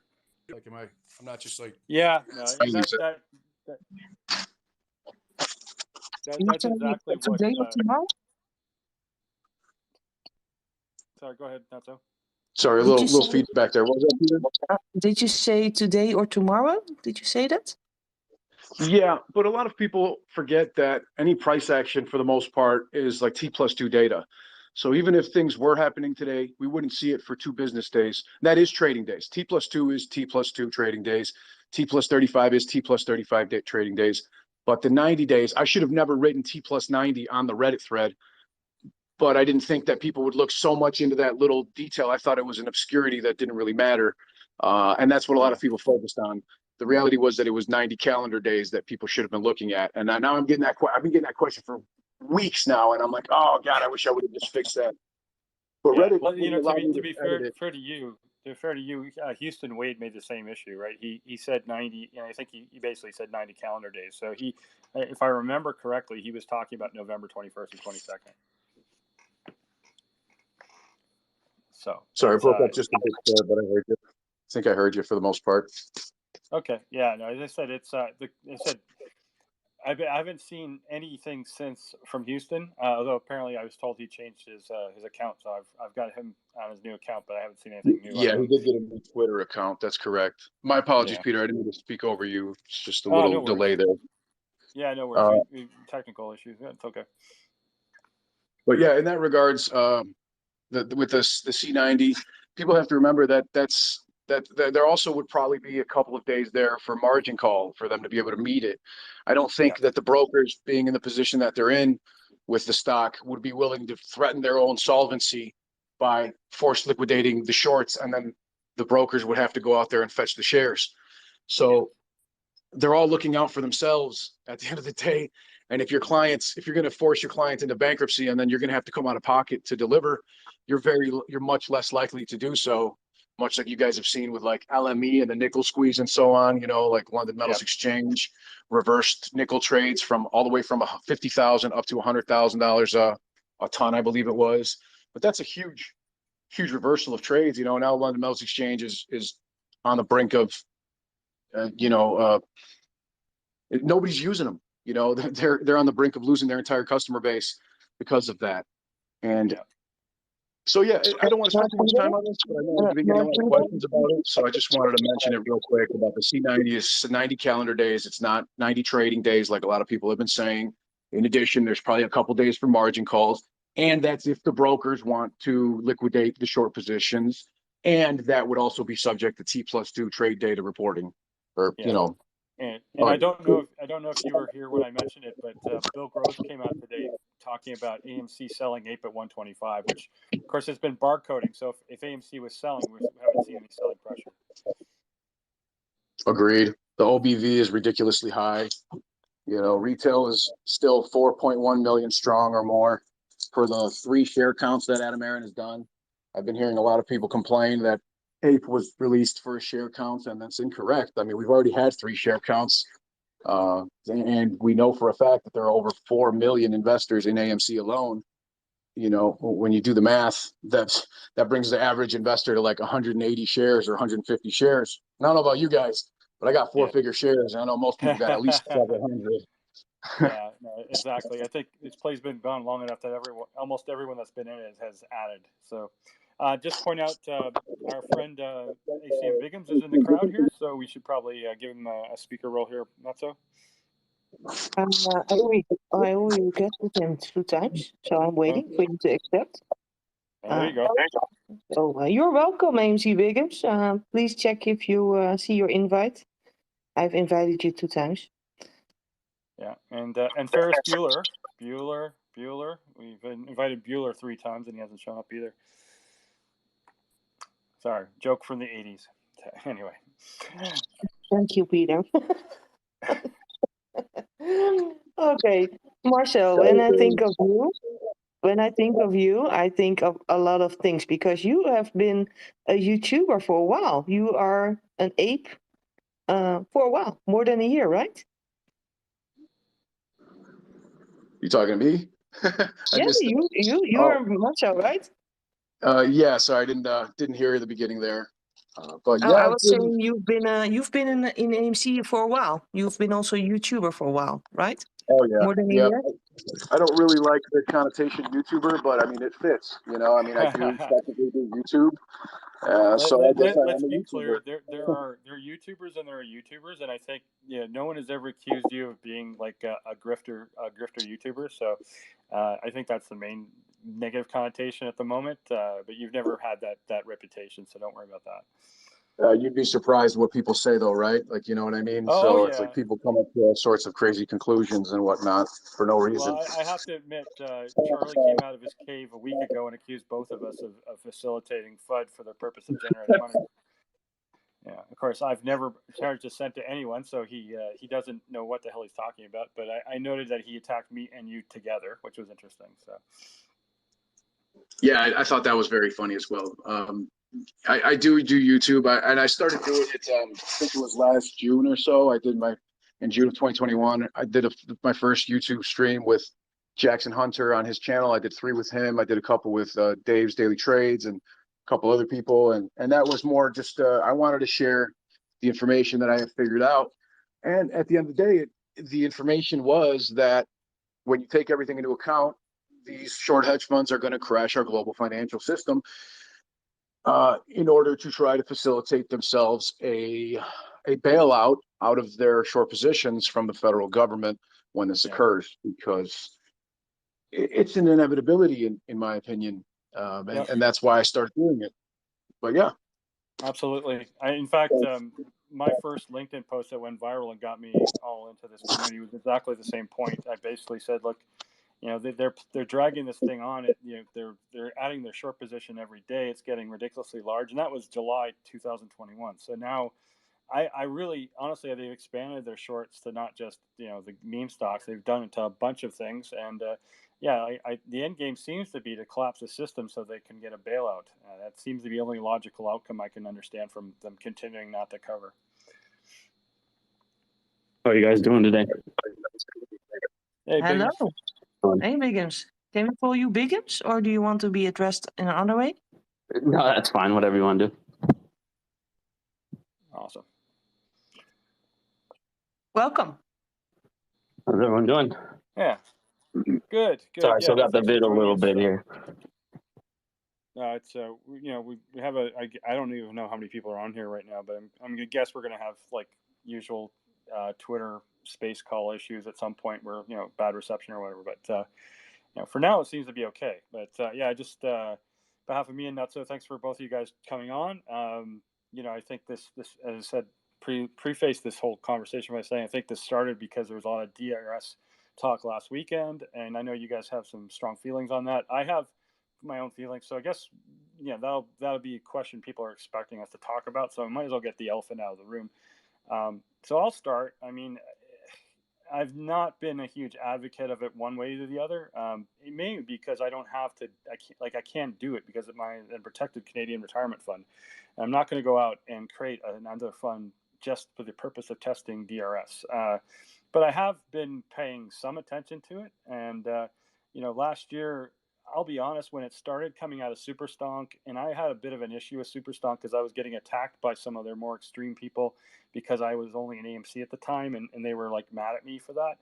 And so then they were pushing the DRS message, and I was like, well, it just seems like another, hyperactive issue from the Super Stonk people. So I had a little bit of bias there, and I was just ignoring it. Then I eventually got into GME, and I thought, well, okay, I'll look at the issue, and I'll sort of try and be neutral about it and try and figure out if it's valid or not.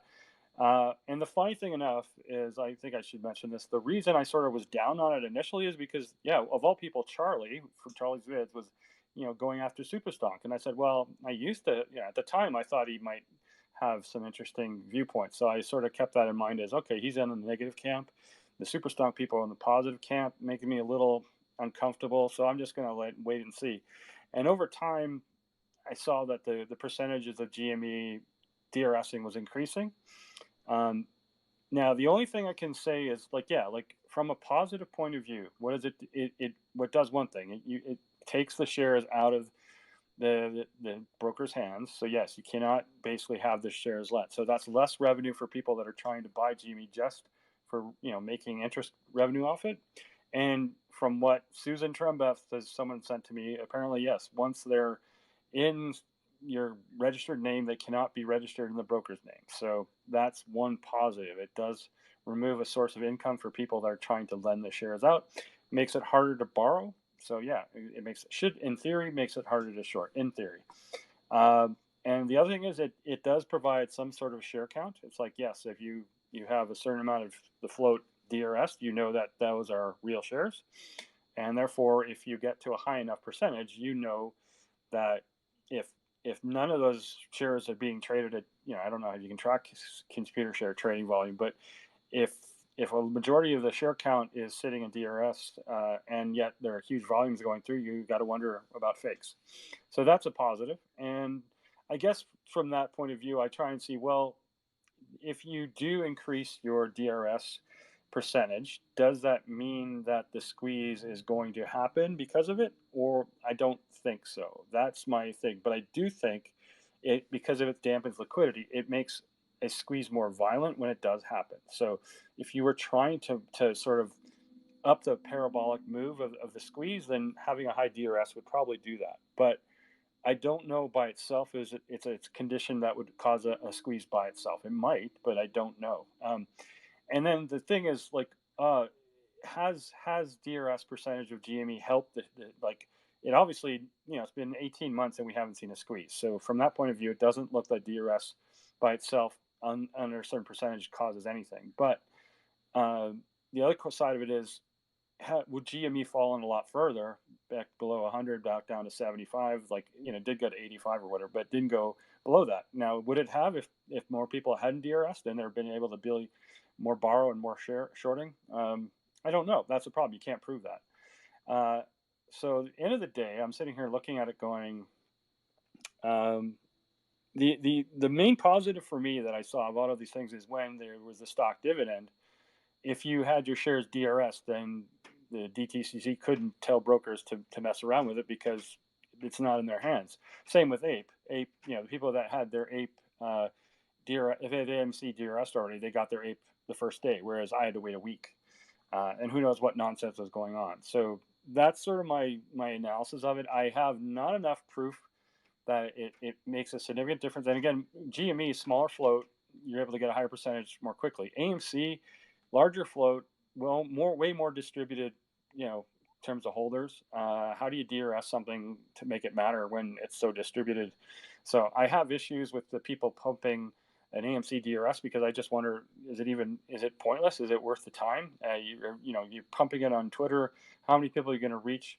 Are you going to actually get a sufficient momentum to actually matter? Whereas the GME people, maybe they might get a high enough percentage. But anyway, what I do resent though is the absolute over-the-top pressure that these promoters, I said, Crystal Ball said, I'm not going to talk about it anymore. And today is the last time I will talk about DRS. So this is my candid, neutral as possible view on it. I said it's not necessarily a bad thing. I don't know if it's a good thing. It's got positives and negatives. But I do resent being told that I need to set up my own brokerage account and do a test. Like, I won't mention the guy's name, but he's on the top of my hit list right now. I blocked him, and to be honest, I hate him more than a hedge fund right now. That's how annoyed I feel. And the day when I've already told people that I'm not a trained monkey, I have some guy telling me I need to do this, this, and this. Why do I need to do this and this? I don't get paid for this. I've never received a single dime from the community. I don't work for people. So trying to shove your thing down my throat is not a good thing to do. So anyway, I try not to be in a bad mood about this, but that's that's how I feel about DRS. So that's very neutral, very clear. Yeah. I think the other two are more against it, but we will hear. Yeah. Marcel, what's your opinion? And before you give, Biggums, can you unmute your mic when you don't talk? And same goes for Peter. Marcel's doing a great job in that, but you guys don't. Marcel, Marcel, can you give your opinion about DRS? Sure thing. I was, AMC Biggums, can you unmute? I was going to see if you wanted to go first, but I'll I've just been go on quick. mute the whole time, man. You're good, bro. You're good. Biggums, why don't you go ahead, man? If you want to, then if you want, I can jump in here and tell my part. But that's your. I mean, I'm kind of like Peter. I mean, I really don't. I'm not against it in any way. Everything you said about it it's positive. I mean, yes, technically we could get tracks of all this stuff, and it takes the liquidity away from the that stock and all that. But it's also like you said. I mean, I tried to get people off payment for order flow platform, and it's been 2 years to get 100% people to do it, or even get everybody to do one is insanely. It's pretty much impossible. I'm just going to let you know. But one of the other positives that it does do is that I've kind of looked at more is if a lot of people do it, it puts more pressure on market makers to create liquidity inside of that, make more of those short exempts. So it puts more pressure on market makers because they have to continuously make more and more and more and more of these short exempts to, if there's more demand in that stock. So it could put more pressure on them to cover in the sense. But I'm not against it at all. I'm not going to do it personally, but if everyone else wants to do it, go ahead. I'm not going to sit there and, like Peter said, there's a lot of people that have it, hooked up to retirement funds and all this stuff. They're not going to, get out of all that stuff just to DRS shares. It's just not going to happen. But I don't really have too much of an opinion on it other than everything Peter said. He brought up pretty much every point, to be honest with you. Thank you. Very good. I agree with you guys Very clear. for the most part there. I'm a little more anti-DRS, and that's more as a personal thing. I think everyone is welcome to do whatever they want, obviously.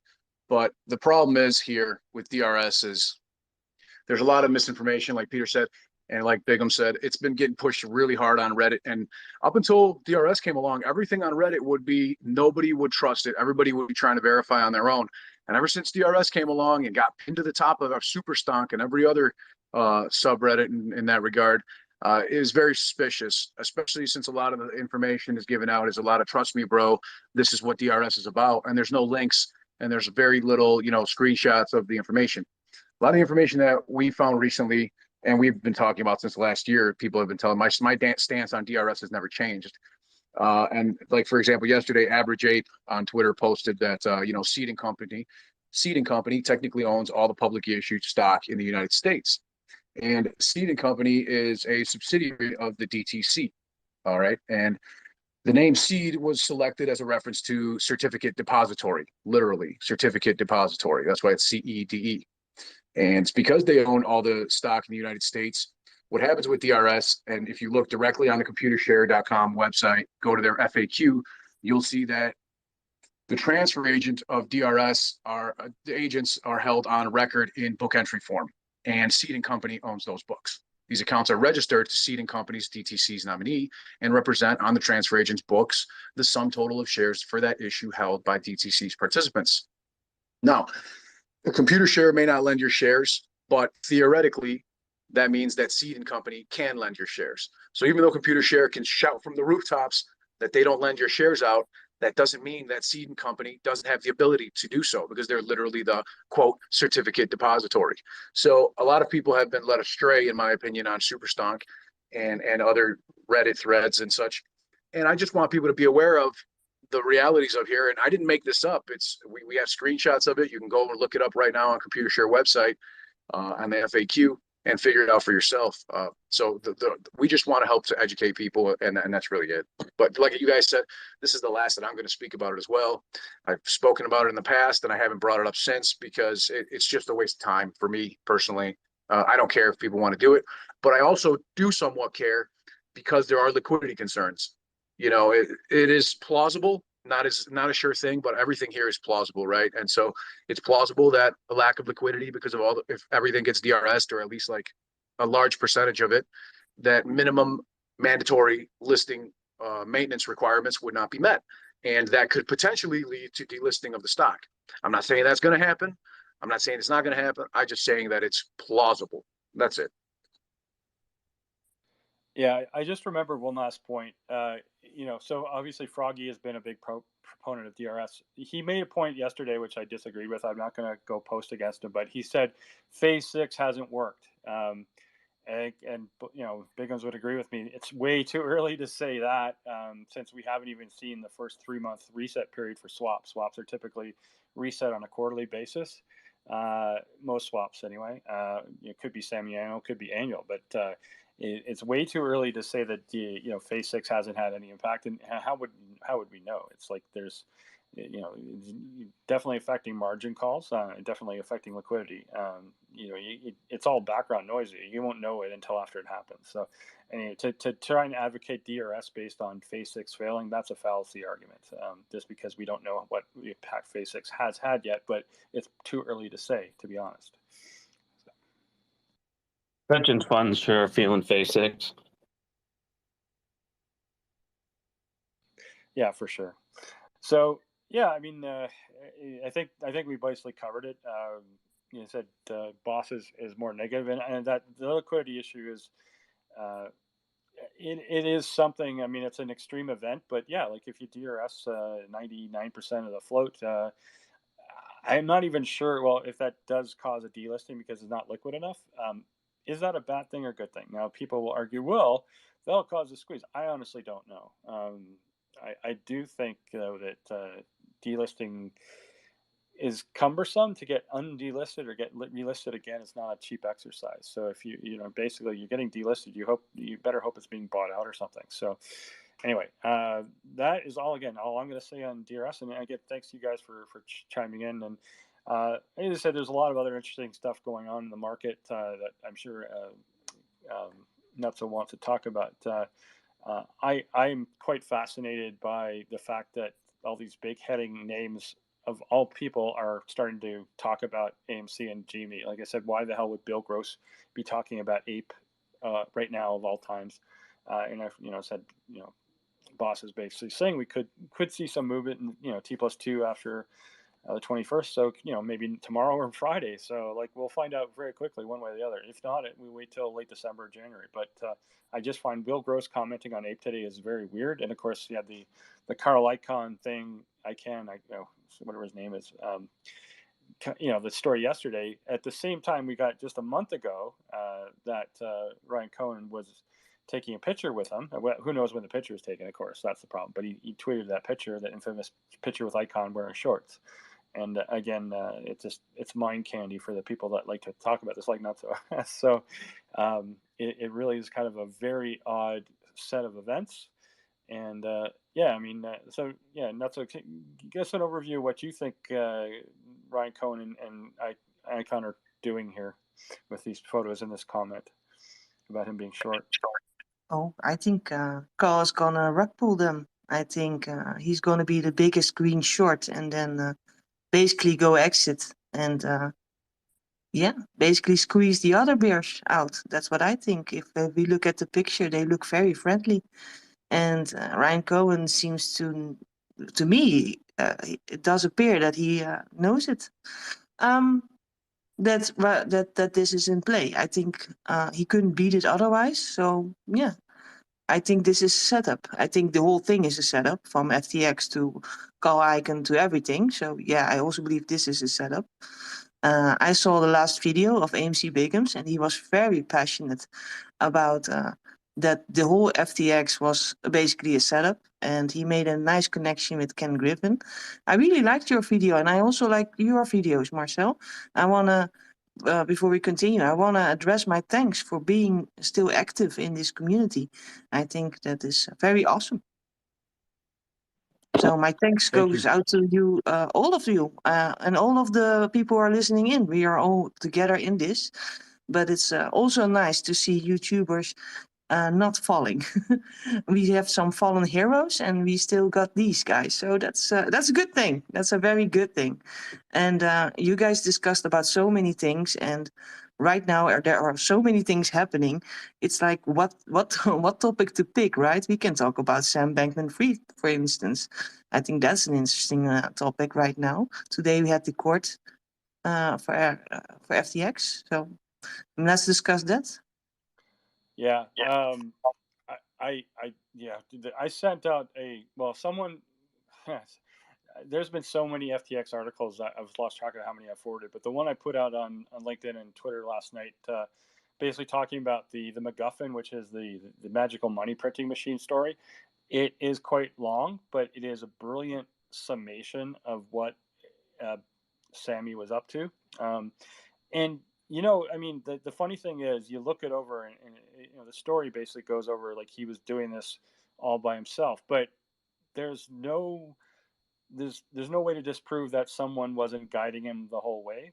And given, me and Biggums our agreement on this, given how I cannot remember the guy's name, the CFO of FTX until September was basically the head equity programmer at Citadel before he came over 2 years ago. So don't tell me that that wasn't a mole. You said who needs Boston Consulting when you can put your own guy in there directly?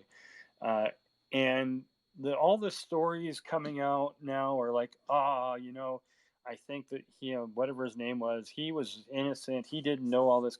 Give me a break. He was a CFO. That's basically the council. I'm sorry, I don't have the names in front of me. You guys probably all know them anyway. But the representative in the U.S. was basically the not a lawyer, but advising on regulations. He used to basically be in charge of an online poker operation where they gave a backdoor to certain players, including the owner of the company, to play against other players with having knowing what the other guy's cards were. So this is the guy you got running your compliance group. And again, I mean, the story just it's a never ending story. I was joking yesterday, hey, where's my FTX news? I'm getting bored. And then as soon as I did that, not only did Celsius say we're about to go bankrupt, but there was more stories about FTX. And the one that gets me hilarious is that, well, it's not hilarious. It's actually kind of grim and sad. It's Sam's parents are both compliance lawyers. And all of a sudden, it turns out they have 121 million in property in the Bahamas that was given to them by FTX. And the realtor said, they were trying to give it back. It's yeah, okay. So your two professors at Stanford, don't tell me you can afford 121 million in property in Bahamas. So the whole thing stinks. And I said every day there's more garbage coming out about it. But yeah, this story that it clearly links, there's a Citadel connection. And I honestly, was Ken Griffin thinking about going to crypto 2 years ago? Probably, but he only started making noises about it last year. So, but of course, since then he's been very active. In May he was trashing Tether, and of course Tether has been supported by Alameda, who's the first or second biggest buyer of Tether. So, Ken Griffin certainly talk about Tether of all things. It's a surprise, it's all, you put it on context, and Ken has definitely been moving levers here. And again, then you can say, well, was there a government part in this? And one of the other stories I put out on the weekend was basically talking about FTX and its role in facilitating money laundering for the CIA. So, deep, dark projects, they don't want to be out. They want budgets that are off the books. CIA found FTX and Tether a useful tool. So, if they're using Tether, and Alameda is probably deep into Tether, it's the links between them all are there, I'm sure. So, whether or not, and again, the story I put out yesterday said that, it's unlikely that the Democratic Party was getting funding from FTX because that would be too obvious. But anything's possible in Washington. But no doubt at all that certain characters have been using parts of the crypto market to money launder drugs and everything else, including the CIA. So there's a Washington connection, and yeah, eventually knowing that this thing has to fail, so it can be replaced by an official regulated market. So yeah, if that was the case, Ken and our friend at BlackRock, Larry Fink, would basically have been given the heads up that something's going to happen. Now, this all leaves the question: who took down Terra and Luna? Was it Sammy, or was it Ken, or was it Ken telling Sam to do it? And then Sam was like, and now I got to go rescue all these other guys that have collapsed because of Luna, because they have my tokens and I don't want my tokens to fall. So in order to support the fraud that was going on, he needed to basically buy out these failed cryptos exchanges, because otherwise they would have dumped their FFTs. Of course, and then CZ did it anyway. But anyway, it's a never-ending story apparently. And like, if you're a news junkie, it's great, but I have to admit, even now I'm getting kind of like shocked by the extent of it. So crypto space is rotten to the core, and I do believe Ken was behind part of this, and whether he was acting in concert with the government or owned by his own, I don't know. But there's connections between FTX and the government, not just through Gensler, but through the CFTC. He's hired a lot of, Sam hired a lot of ex-CFTC people to advocate for FTX. That's how he was able to get sort of the access. He was able to get FXT derivatives to be administered under U.S. law, and he was able to. Anyway, you got to read the story I put out yesterday. It was fascinating. I didn't memorize all the details because I got my day job to worry about, but I probably will go back and read it again. So it details a lot of the sort of advocacy that Sam was basically spreading money around, and that's why all his sponsorships. He's basically trying to buy legitimacy so that he could get basically exceptions for FTX, so that he could actually get U.S. customer flow into his Bahamas organization and then funnel it to Alameda. So again, was this all because he was a greedy little maniac, or was he being guided by people above him, like Ken? I don't know, but I'm not discounting the possibility. Sorry, I talked too long, but it's a fascinating thing. No, I don't mind if you talk too long, but we do have two other speakers. Who's next? Who wants to If I go, boss, I'll just jump in here. Yeah, so it was kind of interesting that you were talking about, how he's being guided by other people and things like that, because another group that's involved in this new crypto exchange with all the, the big banks is CME Group, who everybody knows was working with FTX. There's also another guy posted today. His name is Ramon Ora. He's an ex-Goldman Sachs employee. He was in charge of all of the money and making money. So you just have connections left and right. And all of these people now are suddenly working with the new exchange for the big guys. So honestly, I think this FTX thing, it kills two birds with one stone for these guys. So if you're Republicans, which we all know, Ken's continuously donating money to them, they're going to keep giving them breaks and taxes. And if he ends up, down the road winning, Ken Griffin will eventually be a treasury for the United States. I promise you, that is what he's trying to get to.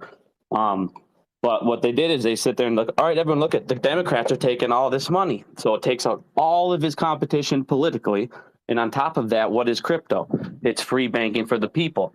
So that's the one way out of their banking system. It's the one way that they could get fucked. That's why it was a national emergency. So what do? They got to take out the number one guy and make it look like, it's such a bad thing right now. The only way to get this fixed is, regulatory bodies.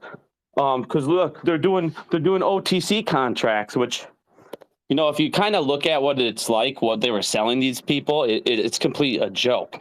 So they're telling people they're selling them crypto coins, or they're selling them tokens, or whatever they're selling them.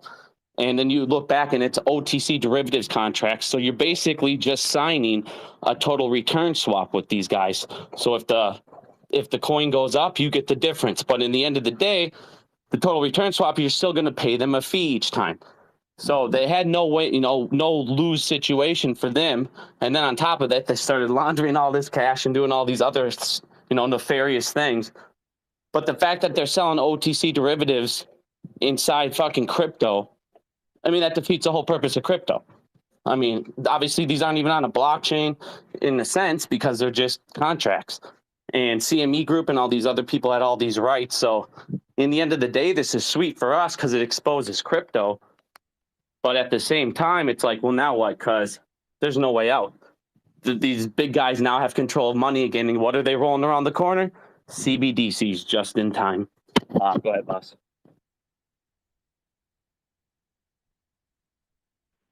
Yeah, I completely agree with you guys. You guys hear me okay? Yes. All right, thanks. I just switched on my microphone here. There's a lot of problems with the FTX situation, and that includes Bitrex as well. And the reality of the fact is that there was supposed to be over 1 billion shares of AMC backing these tokenized securities. And the reality is that they didn't own a single damn share, not one. Like Biggums said, they were pretty much just using them in the form of like swaps in these derivatives. and they were supposed to maintain the collateral for them. And by issuing these tokenized stocks, FTX and Bittrex, both of them, one had around 400 and something million, and the other one had 615 million, supposedly backing of collateral of AMC backing these tokenized stocks. There's only 516 million total shares of AMC, I believe, including insider shares, meaning that right there is more than 200% the float just in terms of synthetics alone, and that's a fact. They never Purchased them. Is just criminal. You know, it's criminal In the sense that they never purchased the collateral to back their tokenized securities. Then these tokenized securities were able to be used as locates for broker dealers and short hedge funds and others in order to be able to keep the cost to borrow down, meanwhile artificially maintaining the short interest and hiding failures to deliver. Therefore, it's market manipulation at its greatest. I have nothing else to say about that, but it's just the utmost market manipulation. Yeah, it's even worse than that. So they had these tokenized shares, which they claim were back 1-for-1. They claimed that they were using a custodian firm in Europe, in Germany, called CM Equity. Now, CM Equity had experimented with this with another firm, and I think Byfinance was looking to do this in middle of 2021. And Byfinance, because they were under other regulatory issues at the time with the SEC and all, I think they just stepped away from it, realizing it was going to be a mess.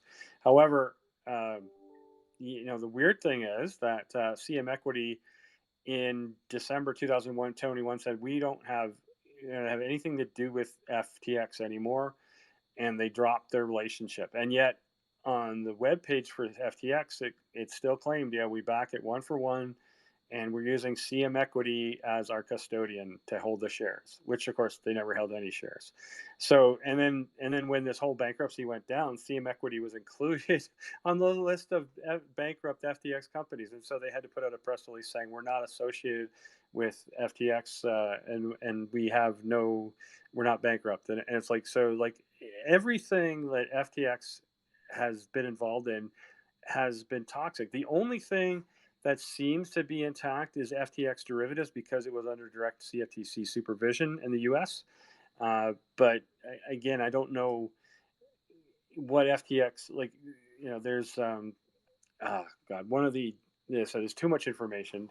It's a legacy company that was formed by someone else that FTX bought. And it has something to do with perpetual swaps.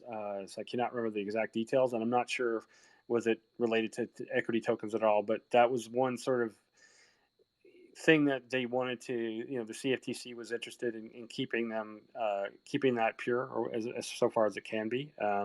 Again, someone sent me a video on that. I have to refresh my memory on that. But aside from that, everything FTX touched is contaminated, or it was an outright lie. And that's the thing is, you know, the cash. I guess they discovered $1 and a bit billion in cash in all these accounts, but there was no record keeping of where the cash was kept, because Sam had all the, you know, messages deleted after a certain time period. So it's like the new trustee is having to go, you know, rely on the staff was still there to try and track things down. So no matter how much cash they found, they're not going to find it all. That's for sure. Special. I'm just Marcel. That's it. All got for her. A lot of questions for Cathy Wood. Because I think she's key in this whole play. Or Klaus Schwab. I think she's been used for this great reset that was meant to happen. I think it was a setup from A to Z. I think she was meant to go up, like ARK was meant to go up, and I think she got bullied on CNBC multiple times, and I think all was a setup from the start. So I have a lot of questions for her, because I think she's also playing in the interviews. But this is all a fantasy, of course. Nothing is financial advice. Blah blah blah. Guys, do you want have an end comment or anything you want to end with? Yeah, I do. Let Marcel speak first, though, because he's got more time limit than me. So. Yeah, I got to get going as well, but I just want to say thank you to CrazyLadyTrader, Peter Hann, AMC Biggums, everybody here in this Twitter space call. and on Twitter, YouTube, everything, Reddit, for being supportive and for also being critical. It's fair to be critical as long as people are respectful. We're more than willing to have a conversation about it. But it does get old sometimes repeating the same information, 100 times because somebody failed to, do their own due diligence or whatnot. But regardless, we try our best. I know all of us to try to help people answer questions and so on. And we are but human.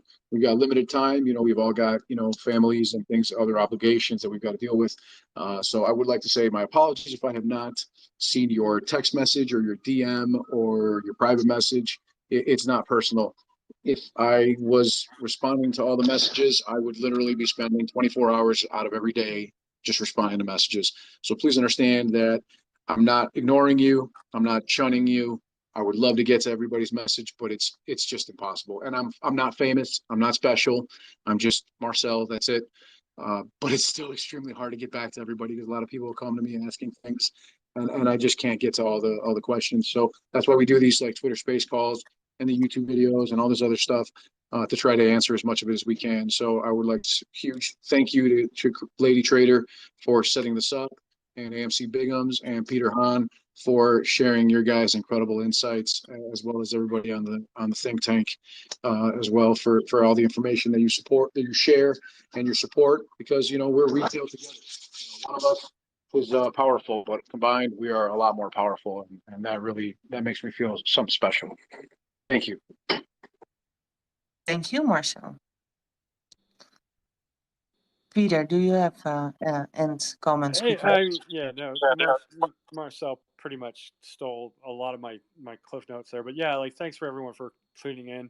The same thing is I get like so many messages and so many like packets of information, and it's not that I'm purposely ignoring you guys. It's just like I have a day job, I have a life. I would like to spend more time watching Netflix and playing computer games when I have free time, and yet Twitter is kind of addictive, and I do some of the stuff that gets sent to me is really interesting, and some of the stories I retweet are stuff that you guys are sending me, so appreciate all that. It's like I'm not I feel like, oh, Pete, thanks for sending this. It's like, well, I'm just passing it along, but I guess I've got the visibility, so if it gets to more people, then I don't mind doing it. But it's I have my knowledge and my experience, but a lot of that it's garbage in, garbage out. So if I get good information, then I can pass it along. Sometimes I get bad information, and I may not have time to vet it properly, and yeah, and that's the result. I don't mind having people correct me. It's just a question of, for example, someone tweeted about Binance with shutting withdrawals or whatever on the weekend. And it's like, well, and someone said, yeah, this is not quite true. And it's like, oh, okay, well, send me what actually is going on. So I'm happy to update information as I get it. But as I said, there's a lot to process, and I sometimes don't have time to get to it. And a lot of like personal requests have to be directed to calls like this where I can, address the same question over and over again. And DRS has been the most popular question I've gotten over the last 2 months. And everyone has to do their own DD. I said I'm pretty neutral on it.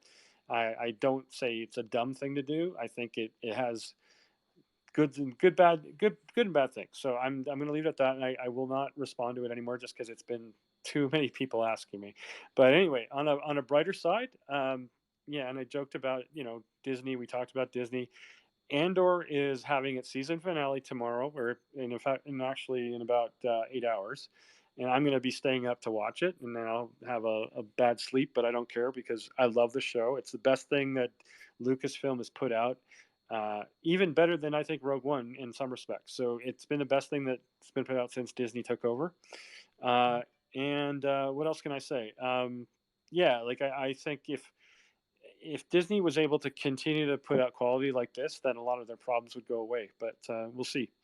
Anyway, thanks again for everyone listening in and putting up with some of my rants. And again, I'm getting old, and so I should have had a lot more.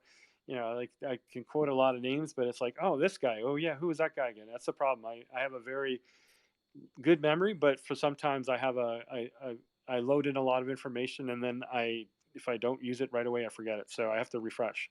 So anyway. I'm mostly happy I survived I'm mostly happy about that. I survived this space call You're without amazing. drama. And it was good. It was good. Too bad that it said that AMC Biggums was not here, but most of the time. But he was here. Yeah, we should. Sorry, just to interrupt. He's been suffering from COVID. So. Yeah, he was here. So remember, he was here, and that counts. That counts. Yeah. So I survived. I survived having a space call with, well, 3 impressive men. So yeah, I'm very happy about that, and I'm also happy for all of you listening in here. And thank you all for joining. And yeah, have a nice day. And what did Marcel always say? Oh, I think we're gonna be filthy fucking rich. Filthy fucking rich. That's it. Bye all. Bye-bye. Thank you.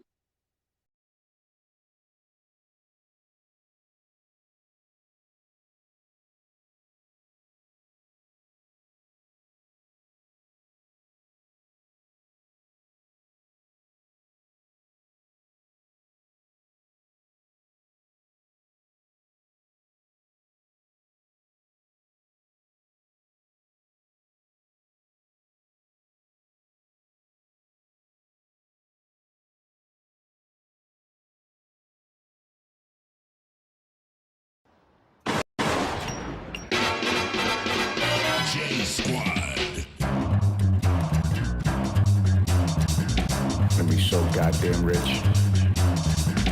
think it's time to blow this thing. Get everybody in the stuff together. Okay, 3, 2, 1, let's go. Gonna be fucking rich. I want my fucking money.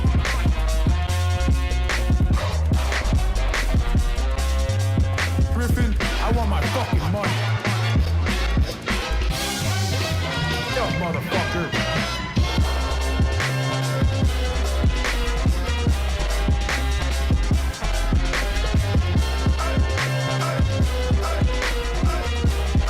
Holy shit, we're gonna be so fucking rich.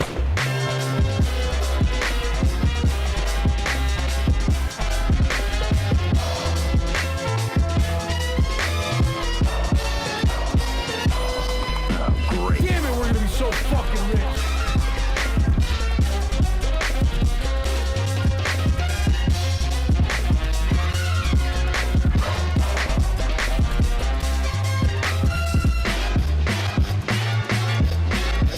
Griffin, I want my fucking money. You're an original, Hey, aren't you? yelling, cowboy, give me the fucking money.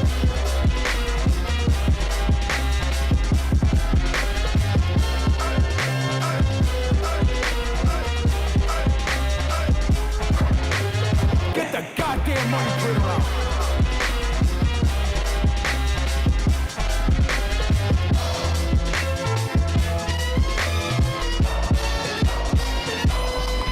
Great.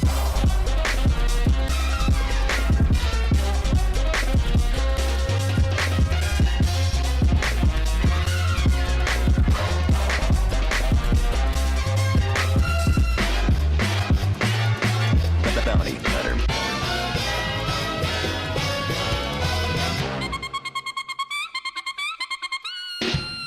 We're gonna be so fucking rich.